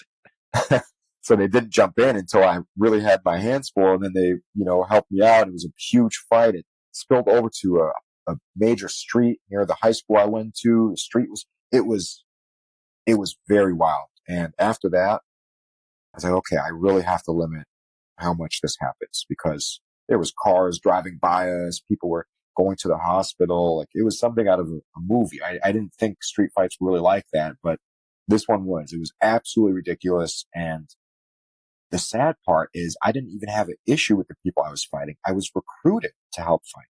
We were at a high school football game, and they're like, come on, we got Ramy, let's go. And I'm like, okay, yeah, I'm in. Let's go. I don't even know what they're talking about, what the issue is, what we're fighting about. All of a sudden, 8 or 10 grown men, to me at the time, I'm, 16, maybe 15. So to me, community college students are grown men.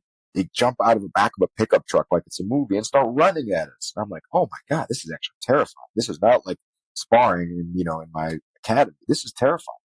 And just the look on people's faces when they're in that sort of fight as compared to competition, that look of sheer hatred and anger and the intent behind every strike.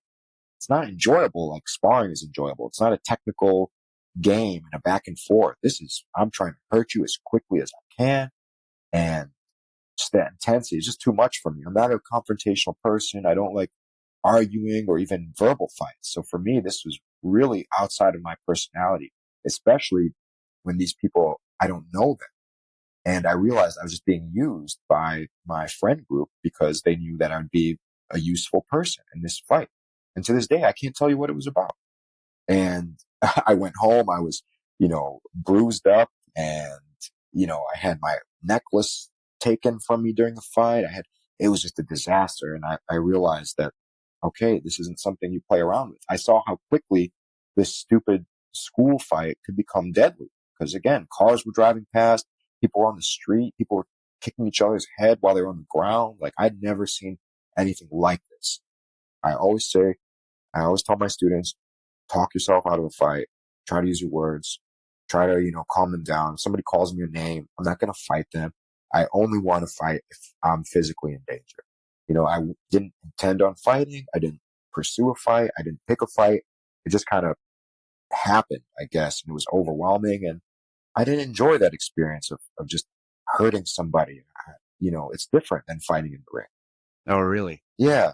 So then tell me about the Ramy challenge you had back in high school. Oh, man, how'd you know about that? So I was, oh man, this is amazing. I wasn't expecting this. So when I was in high school and, trained by the Sherdog Kazushi Sakuraba highlight video, I was like, I wanted to be somebody. I was picked on and I was bullied and I was made fun of. And I knew that this was an advantage I had. I've been in martial arts and I started training myself in grappling and MMA. I would invite friends who had, let's say, a wrestling background or a judo background who had done, boxing for a year. And I would train with them and I would spar with them. And I noticed I was winning. So then I made this challenge and I said, okay, anyone in this school, if you can beat me in a fight, I'm going to give you $500. Of course, I don't have $50, let alone $500. Oh, you're like a real promoter. You don't even have the money to pay your fighters. I don't have the money. I'm Dana White. I don't have any. I'm not paying anyone anything. So I would invite people. My parents both worked full time. So I had like 2 or 3 hour window every day after school in which, I had the house to myself. So we would all people would jump on my bus route. I had 40 or 50 extra people in my bus route. We'd go. I had an 8-foot by 8-foot judo mat that I bought for, I think, $199. I saved up money from some part-time job I was working, and I purchased this small judo mat. And I had the karate, like sparring gloves, like really cheap, cloth, with, very poor protection, and the karate, like shin guard / instep, and really just iffy headgear. And I had enough for me and somebody else. So we put on all the equipment and we would fight. And we wouldn't have rounds. We would just go until there was a submission or a TKO. I would have some friend who's also the cameraman recording, and they would be the referee as well. And I fought anybody who thought they could beat me. I took it personal. Like, how dare you think you could beat me? And now I realize how much I was overestimating my abilities. I really thought I was, again, that superhero that I wanted to become. But no one ever beat me. I beat everybody. And it was because I had some knowledge that they didn't. It wasn't because I was exceptional at anything. And I really didn't want to pay that $500 that I didn't have. So I wouldn't give up. I would just keep fighting. And as I did this, I kind of grew this reputation and I began to be respected by my peers and I began to have more friends. And it's funny how it took violence to finally fit in and be seen as somebody worthwhile. And thank goodness no one ever won. I never had to pay out that money, but yeah, that it sounds so stupid. I'm so embarrassed talking about it now, but yeah, this really happened in Plainfield, Illinois, from like 2001 till 2005. I did the same thing. No way. I'm older than you, so I did this after UFC 1. Me and my friends saw UFC 1, and then in our high school, I did a challenge. Like, anybody at lunch, you think you could beat me? And I said I wouldn't even hit them. They could do whatever they want. I would just beat them with grappling. No way. I think because I really liked pro wrestling at the time, and I fancied myself where I can understand how those grappling moves happen, right? I thought I was really good at learning from watching the video, like just from my understanding how Bret the Hitman Hart operates, because he was like more of a technical grappler, right? My favorite. Yep. So when UFC 1 came out, I had the video. I kept watching it over and over and over. And then UFC 2 came out. I kept watching it over. And I found some videotapes of like, Gracie's in action. And I watched it over and over and over. And I learned like a very rudimentary armbar from guard. I understood to like wrap my legs around them, and just very, very simple things that you actually would learn in beginner Brazilian Jiu-Jitsu. I had taught it to myself. So basically it was like they just come, everybody comes in with the big haymaker. I just wrap them up. It would be like a lot of these things would last like a minute or 2 minutes, but it would feel like 20 minutes because so much adrenaline. Oh my God. I can't believe you did this. I can't believe it. No wonder we get along so well. Yep. You did the same thing. Now looking back, imagine if somebody that we said we could beat up happened to, take jujitsu or was a phenomenal wrestler who also boxed for two. Imagine what could have happened to us with this challenge. So we're so lucky that we had a little bit more knowledge than the people we fought, or else this could have been a complete disaster for the both of us. You couldn't replicate this today. There was like a certain window you could do this when nobody knew anything. Mm-hmm. Yep. And now you look at even street fights and like people are throwing tie knees and like going for heel hooks. Yep. People who don't even train, they just learned it just from watching UFC. So it's like a whole different ballgame now. Exactly right. At the other time, it's like you spoke a language that they didn't speak at all. So if you know the basics, that's it. You could get by. Even if they were self-taught basics like you and I had taught ourselves, that was it. That's all we needed. Tell me about lying about your age for unsanctioned MMA fights. Yes. So I had this, there was a promotion in Indiana, and because there was no promotions in Illinois at the time that I knew of. So I emailed this one promotion, and I could say their name. They haven't been in business for over 10 years, Elite Cage Fighting. And I emailed them and I said, hey, I'm Ramy. I'm 17. I have a Shotokan background and I really want to fight. So can you guys help me get a fight? The promoter responds back, oh, sorry, you have to be 18, but when you're 18, hit us up. So I didn't accept this. I'm like, no, this isn't happening. So I emailed them again, maybe like 2 weeks later. And I even used the same email and everything. And I said, hey, my name's Ramy. I'm 18 and I really want to get a fight. They're like, okay, you got it. And they never checked my ID. They never checked anything. They didn't ask for any proof that I was 18. And in fact, now looking at, how did they not know? I used the same email. I didn't change my name. I just emailed them again saying I was 18. So that's it. They hooked me up with a fight against a guy who was 1-1. And I drove to Indiana with two of my friends where my corner met, stayed in a hotel, right, at 17 years old, because the promotion had the room ready for us and everything, and fought in a cage fight with Josh Rafferty from season 1 of The Ultimate Fighter as the referee. And I used to, at the time, I was working a retail job at Hollister at the mall close to me. And while I was there, I used to practice elbows because in this, even though it's an amateur fight, get this, you could throw elbows and, on the ground and on the feet, and you can kick to the head if the person had you in a submission. So if a guy's going for like an arm lock, you could soccer kick them. These were the rules in this promotion. So I remember folding stacks of t-shirts at Hollister, and then I would practice my elbows over and over. I just keep hitting the stacks of t-shirts.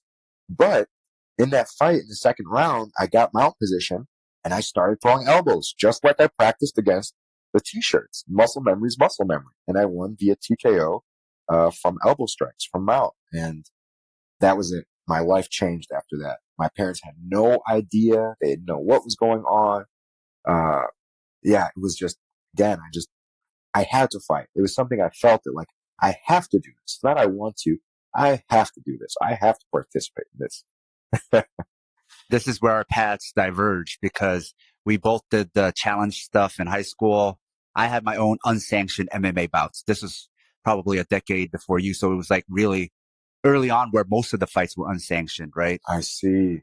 But what I learned was I do like MMA, but I thought I wanted to fight. I thought I liked fighting. And then I did them. I didn't like it. I realized I did not like it. I liked helping other people train. I liked coaching, but I did it. I was like, okay, I got it out of my system. I felt that. For you, it was a calling. Whereas for me, I knew I loved MMA, but I loved breaking it down. I loved understanding it. I loved training it. I even liked hard sparring. You know what I didn't like? I didn't like people watching. So much of it was the stage fright. I think that's part of it too. I think it's like you got to like it and you got to also like being a performer.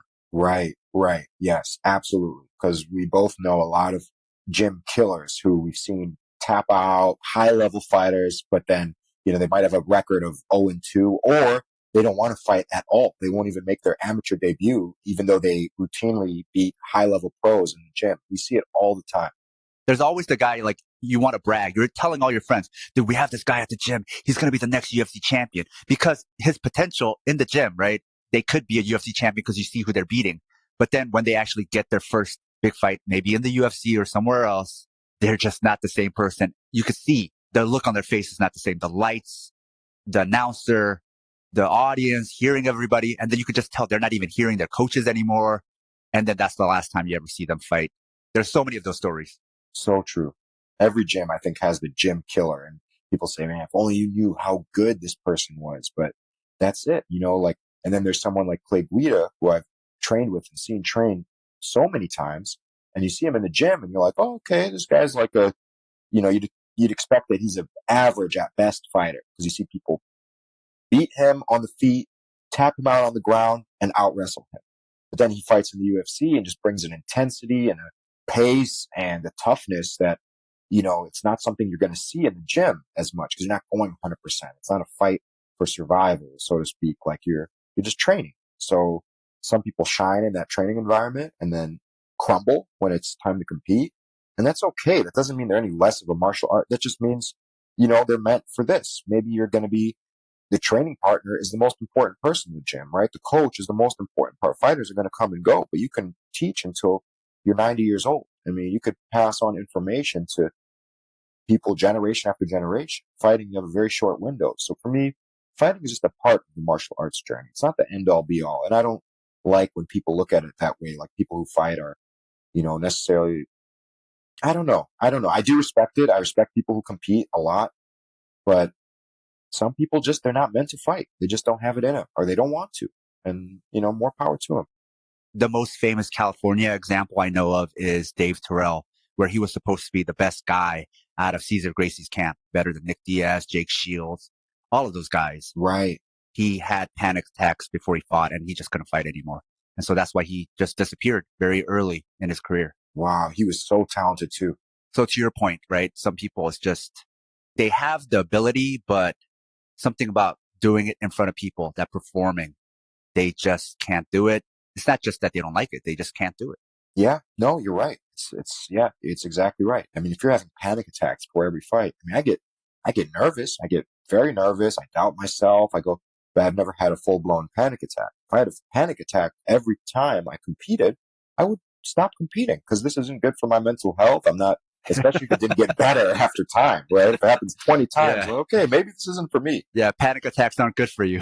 No, not at all. Maybe it happens okay in your debut, but the next fight, you're very nervous, but it's not to that level where you're dry heaving and about to pass out. If it's the same every single time, I mean, I respect people who put themselves through this, despite what it may take for them to do it, but you don't have to do it. So you don't have to martyr yourself to prove yourself to anybody. There's a lot of roles in the martial arts world, and they're all equally important. Now, you haven't fought in a while, but I know you just fought and want to fight again later in the year. Were you retired for a while and decided to come back, or were you just taking a break and it got extended? I think it was the latter. I had, a lot of issues happened with the gym I used to train at. And so I'm trying to think how to best put this. So I had a few amateur fights, and then I went pro, and I went pro at the time when, you didn't need as much of an amateur background to turn pro. And like in my third fight, it was already a pro fight, because I just applied to this organization and they're like, okay. And they put me on as a pro. That was it. So it's not like I had to really fight my way to become a pro. So now I'm thrown into the mix as a professional, and I won my first 3 fights, all in the first round, and it was going great. I had some hype around me in the local scene, and people thought, oh yeah, in a year or 2, you're going to be in the UFC and this and that. I even had a manager and signed a contract and this and that. I had the same manager as Curtis Blades and a few other good fighters from the area. And 2 weeks before my fourth pro fight, I found out that one of my coaches, lo and behold, the one who used the racial slurs, was sexually harassing one of my teammates, a woman in my gym. And I found this out in the middle of a practice, left my gym, never came back, of course, tried to recruit anyone in my gym. I told them, hey, this is what's going on at this gym. If you have any integrity at all, you're going to leave with me because do you want to be a part of this? And a lot of people did leave, including Curtis Blades. And, so it was a big loss for this gym. But now the downside is I have a fight in 2 weeks. I have no coaches. I have no corner. And, I hear stories about people, his father passed away and he was still able to fight. I can do it, but I don't think I have that in me. I need to really be fighting for me is a huge mental thing. I come from a childhood of self-doubt, low self-esteem, and not believing in myself. So my mind has to be right for me to compete, especially in a pro MMA bout. And this was the first fight I ever had where not only was I not looking forward to competing, I kind of knew I was going to lose. It was I'd never felt this before. And I had lost as an amateur before, but I still went in thinking with 100% confidence. But this fight, something was off. Something wasn't right. And I fought and I lost.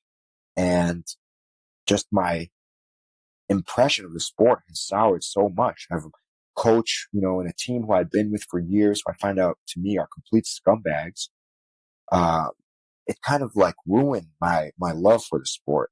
And of course, if I was meant to be a full-time fighter and being the, UFC champion, I would have kept going. But I realized I don't know if I'm enjoying this anymore. I don't know if I'm enjoying this community anymore. So my original plan, I'm just going to take a break, work on my skills, and get back to it. But I don't come from a situation where I can just sit around. I need to work. I need to pay bills. I'm, living on my own. I need to take care of myself. So I really went into teaching and coaching. And my idea was, okay, when the gym gets settled and, things are running smoothly, then I'm going to get back to fighting. Turns into 1 year, turns into 2 years.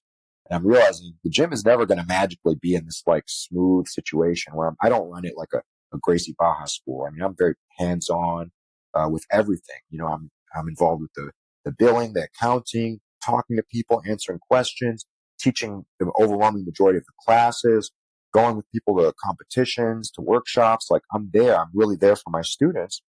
And just time flew by. And before I realized that it's been 7 years since my last fight. I thought maybe I would take 3 months of a break. But the older you get, life just seems to keep going quicker and quicker. And now, at 34 years old, I realize I don't want to have regrets when I'm 67 years old. I don't want to be one of these people that said, I could have did this and I could have done this. I'm going to try. And if I fail, so be it. But I'm at least going to give it one more shot and see what I can do. And that way I'll be content with whatever the result is. But I'll never forgive myself if I just stopped fighting for no good reason and never pursued it again. I knew, because I already started to feel those pains of regret after 2 years, 3, and they got worse and worse and worse. So I decided I'm going to do something about it. I started training with Elias.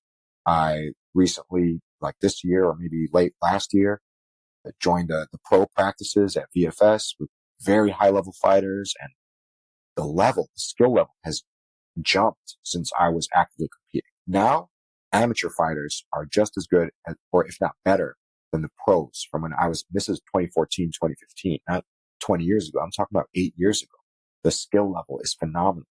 I was training with this one guy at VFS, and I was like, hey, so, what's your record? He's like, oh, I'm about to have my amateur debut.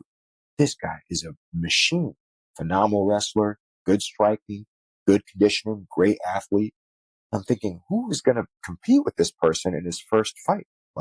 At the time, 8 years ago, this guy would have been a low to mid-level pro. So it's going to be it's hard and it's humbling to come back and work from, the bottom, because at this new gym I'm at, outside of my training with Elias Foundation, they don't really know me and they have no reason to.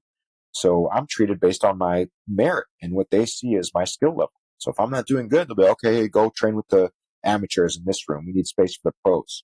And here I am. They don't know that I've had 4 professional fights. So it's humbling. It's humbling to work my way up and kind of gain that all back, but it's also fun. And when I do well, and I do well against good fighters that have a name and have recognition, it shows me I can do this. I'm lucky. I'm a young 34. I've never had bad injuries. I've never had a concussion. I've never had, cause I haven't fought that much. I only had 4 pro fights, and I had my first pro fight maybe 2008. So it's been 14 years, but I've only had 4 fights. So my body's pretty well preserved. Whereas other people I know that have been fighting consistently, they're 28, 29, 30, and they're retired. They're done. Their body is shot. So I'm lucky that my body is in good position, or a good form and good condition, and I can do this. I have a few years to do it, and I'm going to just see what happens. And if I get to a point, Sam, where I'm not enjoying it or I'm not having fun with it, I'm going to get out. I'll get back to coaching. I have a wonderful academy, great students. I'm not going to force myself to do this. I don't need to do this, but I have some sort of driving force, and I'm still trying to understand what that is, to be really candid with you. I don't know what the driving force is, but it's there, and I feel like I just have to follow it. What are your thoughts on hard sparring? This is something that I'm really into discussing. In fact, Foundation recently had a seminar with Kenny Florian, and before the seminar, he was just chatting with some of the members, and I asked him, I had time to ask him. I had 10 minutes or so to chat with him before the seminar was about to start. And one of the things I wanted to ask him is what he thinks about hard sparring. And his answer was very interesting, because it made me feel good, because it was very similar to my approach, but this is after years and years. At my former school that I'd left in the middle of camp for my 4th pro fight, the sparring was done at 100%. And I'm not exaggerating. I mean, people were getting knocked out.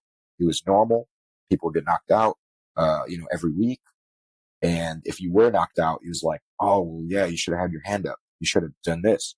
It's your fault. There was no care. There was no empathy. And at that gym, the fighters there did well, but I would notice people would fade out in their late 20s. And I'm like, what's going on? And I would even skip some sparring days. So they would spar Tuesday, kickboxing. They would spar Thursday night, kickboxing with takedowns, like shoot boxing, and Saturday, MMA sparring with MMA gloves. And the Saturday was supposed to be less intense because we're wearing MMA gloves, but of course it wasn't. So essentially 3 times a week, you have guys going 100%, hurting each other, causing injuries, knocking people out. Fallon could attest to this, how hard people went at this gym. And I always knew this was wrong. Despite trusting my coaches and understanding that they have more experience than me and they know better, this didn't feel right. I don't think people are supposed to be getting knocked out in training, maybe in a freak accident, but not routinely. And now I'm glad, because I used to be considered, one of my coaches used to kind of think I was a coward because I didn't show up to every sparring session.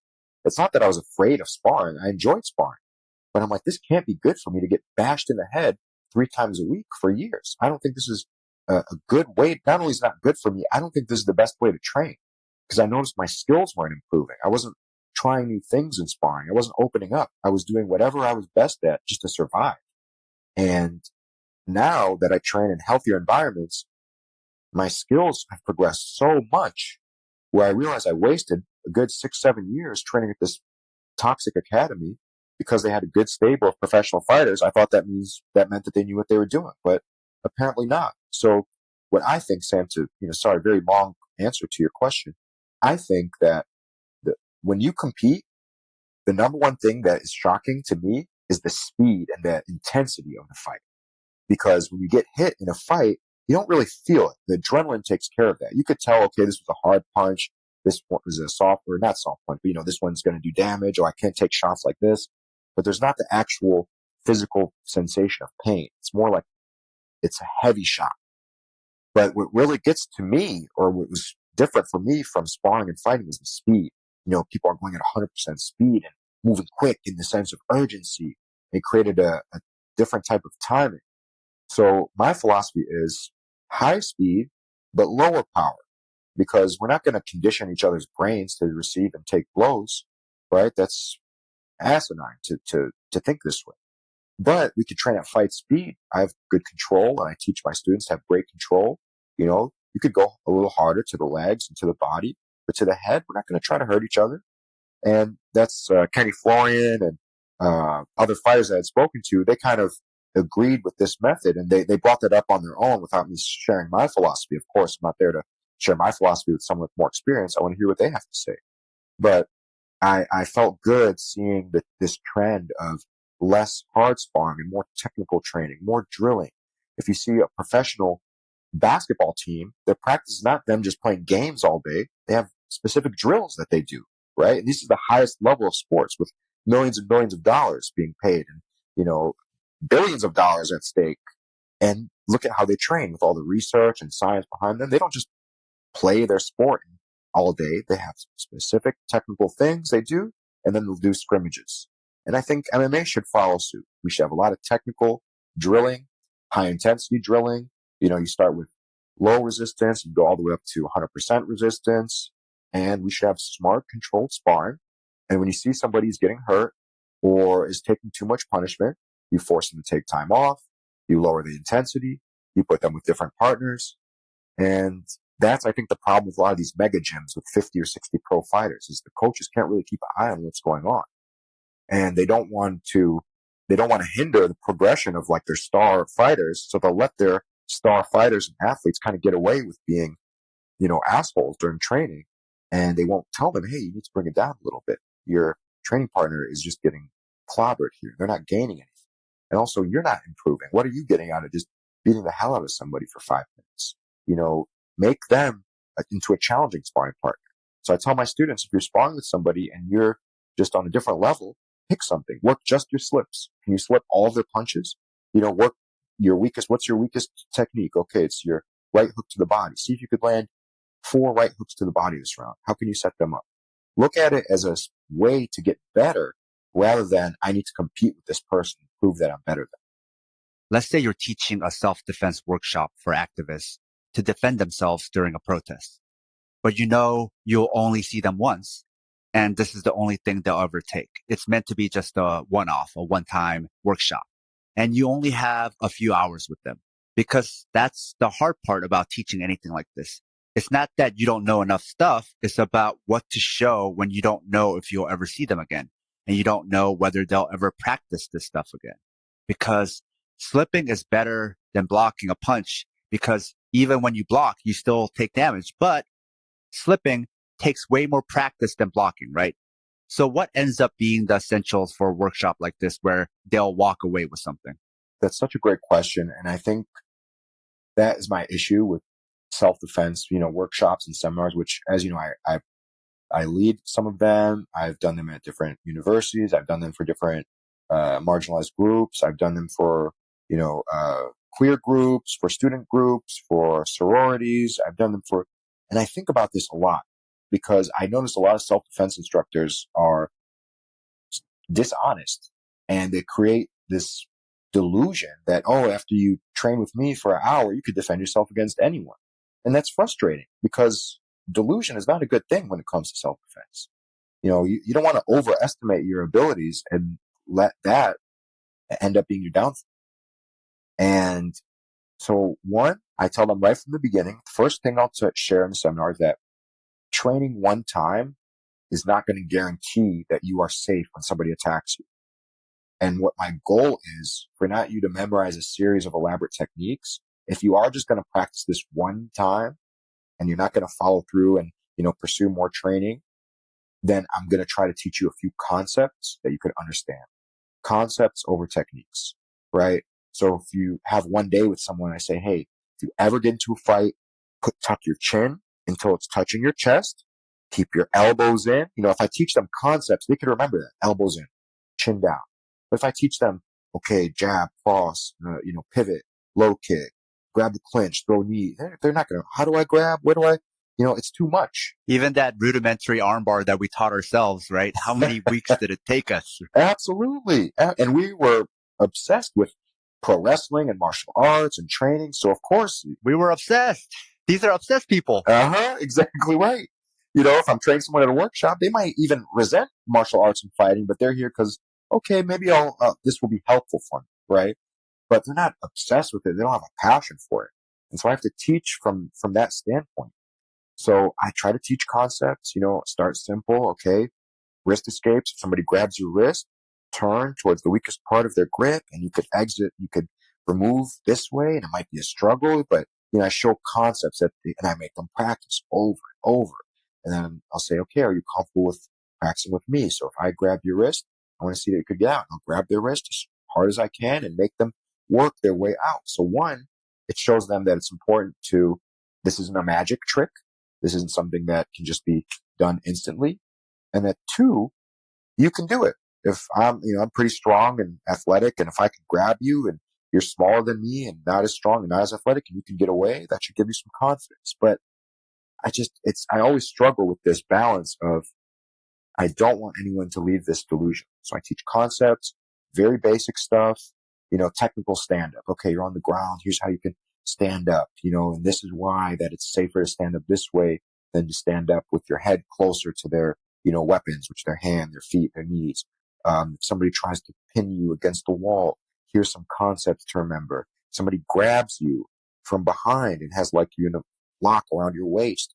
Here's a way, and I try to teach them concepts, weakening grips, breaking grips, staying in balance, fleeing, running away when you have the ability to do so. I urge people to have pepper spray or to have different, options. So I really try to make it as realistic as possible because I don't want to feel guilt that I'm misleading people. And that's what I notice. A lot of people not a lot, but I've had some participants be disappointed. And then they'll say like, I took this other self-defense seminar and they said if somebody does me, I should just strike in the groin and do this. And I try to relate to them, okay, you're against, let's say you're a woman and a bigger, stronger man is attacking you. Yes, the groin is a vulnerable area. It's going to be painful. But sometimes, like if you kick somebody, it's not a movie. If you hurt someone, now they might have a stronger reaction to what you're doing. Like it's not a secret weapon. They'll say, oh, kick the knee with your heel or do this or do, and it's really messed up. And you have to kind of work against all the BS that they're learning. And the worst part is they're learning self-defense from the idea that it's a guy jumping out of an alley. And unfortunately, especially for women, most of the time, overwhelmingly, and this is from my study, this is from me, I can't speak from a position of authority, but I've gone to many survivor speak outs where survivors of sexual assault and abuse speak very candidly about their experience. And it's very difficult to listen to for anybody with empathy, of course, but it's much more difficult to go through. So I listen, I don't say anything, I listen, I take in, I realize that most of these survivors, the person that attacked them was someone they knew. It was their uncle, it was their stepdad, it was their cousin, it was their ex-boyfriend, it was the guy that they rejected, it was somebody that they know, somebody who's been in their home before, someone who goes to school with them, someone who works with them. It's coming from a place of familiarity, not a guy jumping out of the alley. Again, this can happen, but the overwhelming majority, again, it's anecdotal, it's my experience, but having listened to hundreds of survivors speak about what happened to them, the overwhelming majority have been harmed by someone that they knew. And if the only move is tearing out somebody's eyeballs, right? Yes. And now you have to do it to somebody you previously trusted and liked, and now you have confused feelings about what's happening because they're violating you. That one move that might be so violent. Maybe you could do it to a stranger jumping out at you, but you can't do it to this person that you know. So now that move is useless, right? So a lot of those moves that are designed for strangers often become useless when you have to do it against somebody who somebody from within your own in-group. So that's why concepts are better anyway, because then you could apply that concept in a way that's appropriate to the situation and what you feel like you could honestly do to this person in this situation where you're trying to defend yourself. Exactly right. And what about, there's sometimes that you can de-escalate. There's sometimes you can outsmart this person and escape and go to find safety or go find help. So you don't want right away, okay, this person, let's say, grabs your wrist and you're going to eye gouge them, grab their testicles and twist and try to rip them off. Like, what if there's a better way? If there's no better way and this is your option, go for it. I support somebody defending themselves against someone trying to harm them. But it can't be a one-size-fits-all method. And I think self-defense instructors really have to be honest with themselves and stop taking money from people who are scared and who need their help. And instead you teach them a bunch of bullshit and give them a false sense of security. And hopefully they never are in this situation because they're going to get hurt trying this stuff. If you get into a striking match against a bigger, stronger person and you have no striking training, what if they start hitting you? What if they meant to grab you and now you punch them and they're like, okay, now I guess now you have a bigger, stronger person punching and kicking you and kneeing you. Like, you have just changed the dynamic when we don't know. It could have been a different dynamic. And I'm not saying, I don't want any of this to be misconstrued as don't defend. Please defend yourself to the best of your ability.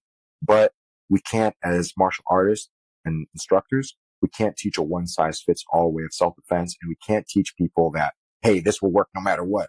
If you kick this guy in the groin, that's it, right? You got him. No, it could, now maybe the person's more furious and now they're going to do this, right? It's situational. And that's why I think concepts and fundamentals and principles are the best, along with the knowledge that if they really want to be able to apply these techniques well, that they should continue their training in some capacity. I mean, most self-defense instructors are cishet men, right? Usually white. So whatever scenarios they can come up with that they can imagine, that's still coming from that guy, which might not be realistic to the actual situations that marginalized people or women find themselves in. So then only they can know the situations they'll be in or have been in. So it's better to give them something a little bit more broad that isn't one size fits all, and then let them determine how to best use that in their own situation. Exactly right. If you give someone the principles, they can run with it and they can change them and apply it to whatever situation they are in. If I say heel kick to the knee, kick the groin, and eye gouge, that's not something they could take to every situation. They can't take that to a guy at a bar holding on a hug a little bit too tight. They can't take that to the guy at the party who's trying to bring them into a room away from everybody else. You can't take that to these situations. They don't work in these situations, right? What's an oppressive way to teach martial arts, right? Because you're determining what's right for them instead of allowing them to determine what's right for them. Exactly. You have to give options, and you hope that this person, when they are in the situation, that they use the best option. That's the most we can do. We can't guarantee anyone's safety, right? Even you and I, with years, a lifetime of training, somebody could come up behind us and hit us in the head, and then their friends come and soccer kid. We're helpless. We're only human beings, but we have a bunch of different options, and that's what is going to hopefully keep us safe if we ever need to defend ourselves. So all you can do is give people good options and try to show them just show them the principles, show them basics, and be honest with what you're teaching and be honest with what they can expect from what you're teaching them. Since you're both a fighter and a coach, do you find coaching requires different skills than when you're a fighter? Yes. And I think we can both think of examples of great coaches who are poor fighters and great fighters who are poor coaches. And I think it's a completely different skill set. I think to be a good coach, you have to be patient. You have to be understanding. You have to teach to whoever your audience is. You have to know your student and how they best learn. To be a fighter, you don't need any of that. You're just there to destroy this person as quickly as possible, as efficiently as possible. You don't need, some of these skills that you need to be a coach. You need to be a good communicator to be a coach. You need to have good people skills, good social skills. You need to treat people with respect so that they respect and trust you. Like, it's a completely different ballgame, I think. And some of the qualities, can mix together. But overall, I think it's a completely different thing. All right, Ramy, this was an illuminating conversation. Can you tell the audience where they can find you online and info about your school? Sam, I really appreciate you. And I just want to say, anyone listening to this, please support Southpaw, support their Patreon, check out their merch. I have 2 of their shirts. They're 2 of my favorite shirts. I wear them all the time. And this is such a wonderful community you've created. And I've never had this type of community in martial arts. And I've been doing martial arts now for 30 years. And Sam and Southpaw have created a community where I feel like I can express myself, be myself, speak with like-minded people. So I just encourage anyone listening to support these good people and everything they're doing. They're wonderful people, and they really deserve their support. So if you have the ability please sign up for the Patreon, support them. No one told me to say this, by the way, I swear. I was going to say, I didn't tell you this. No, I promise, but it's really important because you've really done a great thing here. I mean, I've created friends from this community that feel like lifelong friends, and I trust, the friends I've made, like you and a few others. I trust you all 100% with anything. I could share my feelings towards certain topics, and I can't do that with everyone else. I don't feel safe doing that. So Southpaw is a community that I feel safe in. If you're a marginalized person or a BIPOC, or you feel like you don't fit in your MMA school, your martial arts school, you will fit in here. And in fact, this community will help you find a good school in your area that maybe isn't as reactionary or isn't as, ignorant or homophobic or racist. So in terms of where they could find me, you could find me on Instagram at Ramy the Giant. You could find me if you want to check out my academy, it's Phoenix Sports Empire. We're on Facebook, we're on Instagram, we're on Twitter. And if anyone has any questions, wants to chat about anything I discussed, or, wants to argue with me, please feel free, reach out. I love chatting and meeting new people. So just at Ramy the Giant on Instagram. Let's chat, let's become friends, and let's train together. Great. I'll put all that in the show notes. Thank you, Ramy. Thank you so much, Sam. If you like this episode and like what we do, support us on Patreon or Substack. We also have the Liberation Martial Arts program if you want to train with us from wherever you are. You'll find lots of techniques, exercises, theory, pedagogy, and even political theory. You can even get a monthly training session with me, either in person or online. Liberation Martial Arts also comes with Fighters Brew transcripts and breakdowns. Find all our links, including Southpaw merch, at southpawpod.com. With that said, thanks for listening.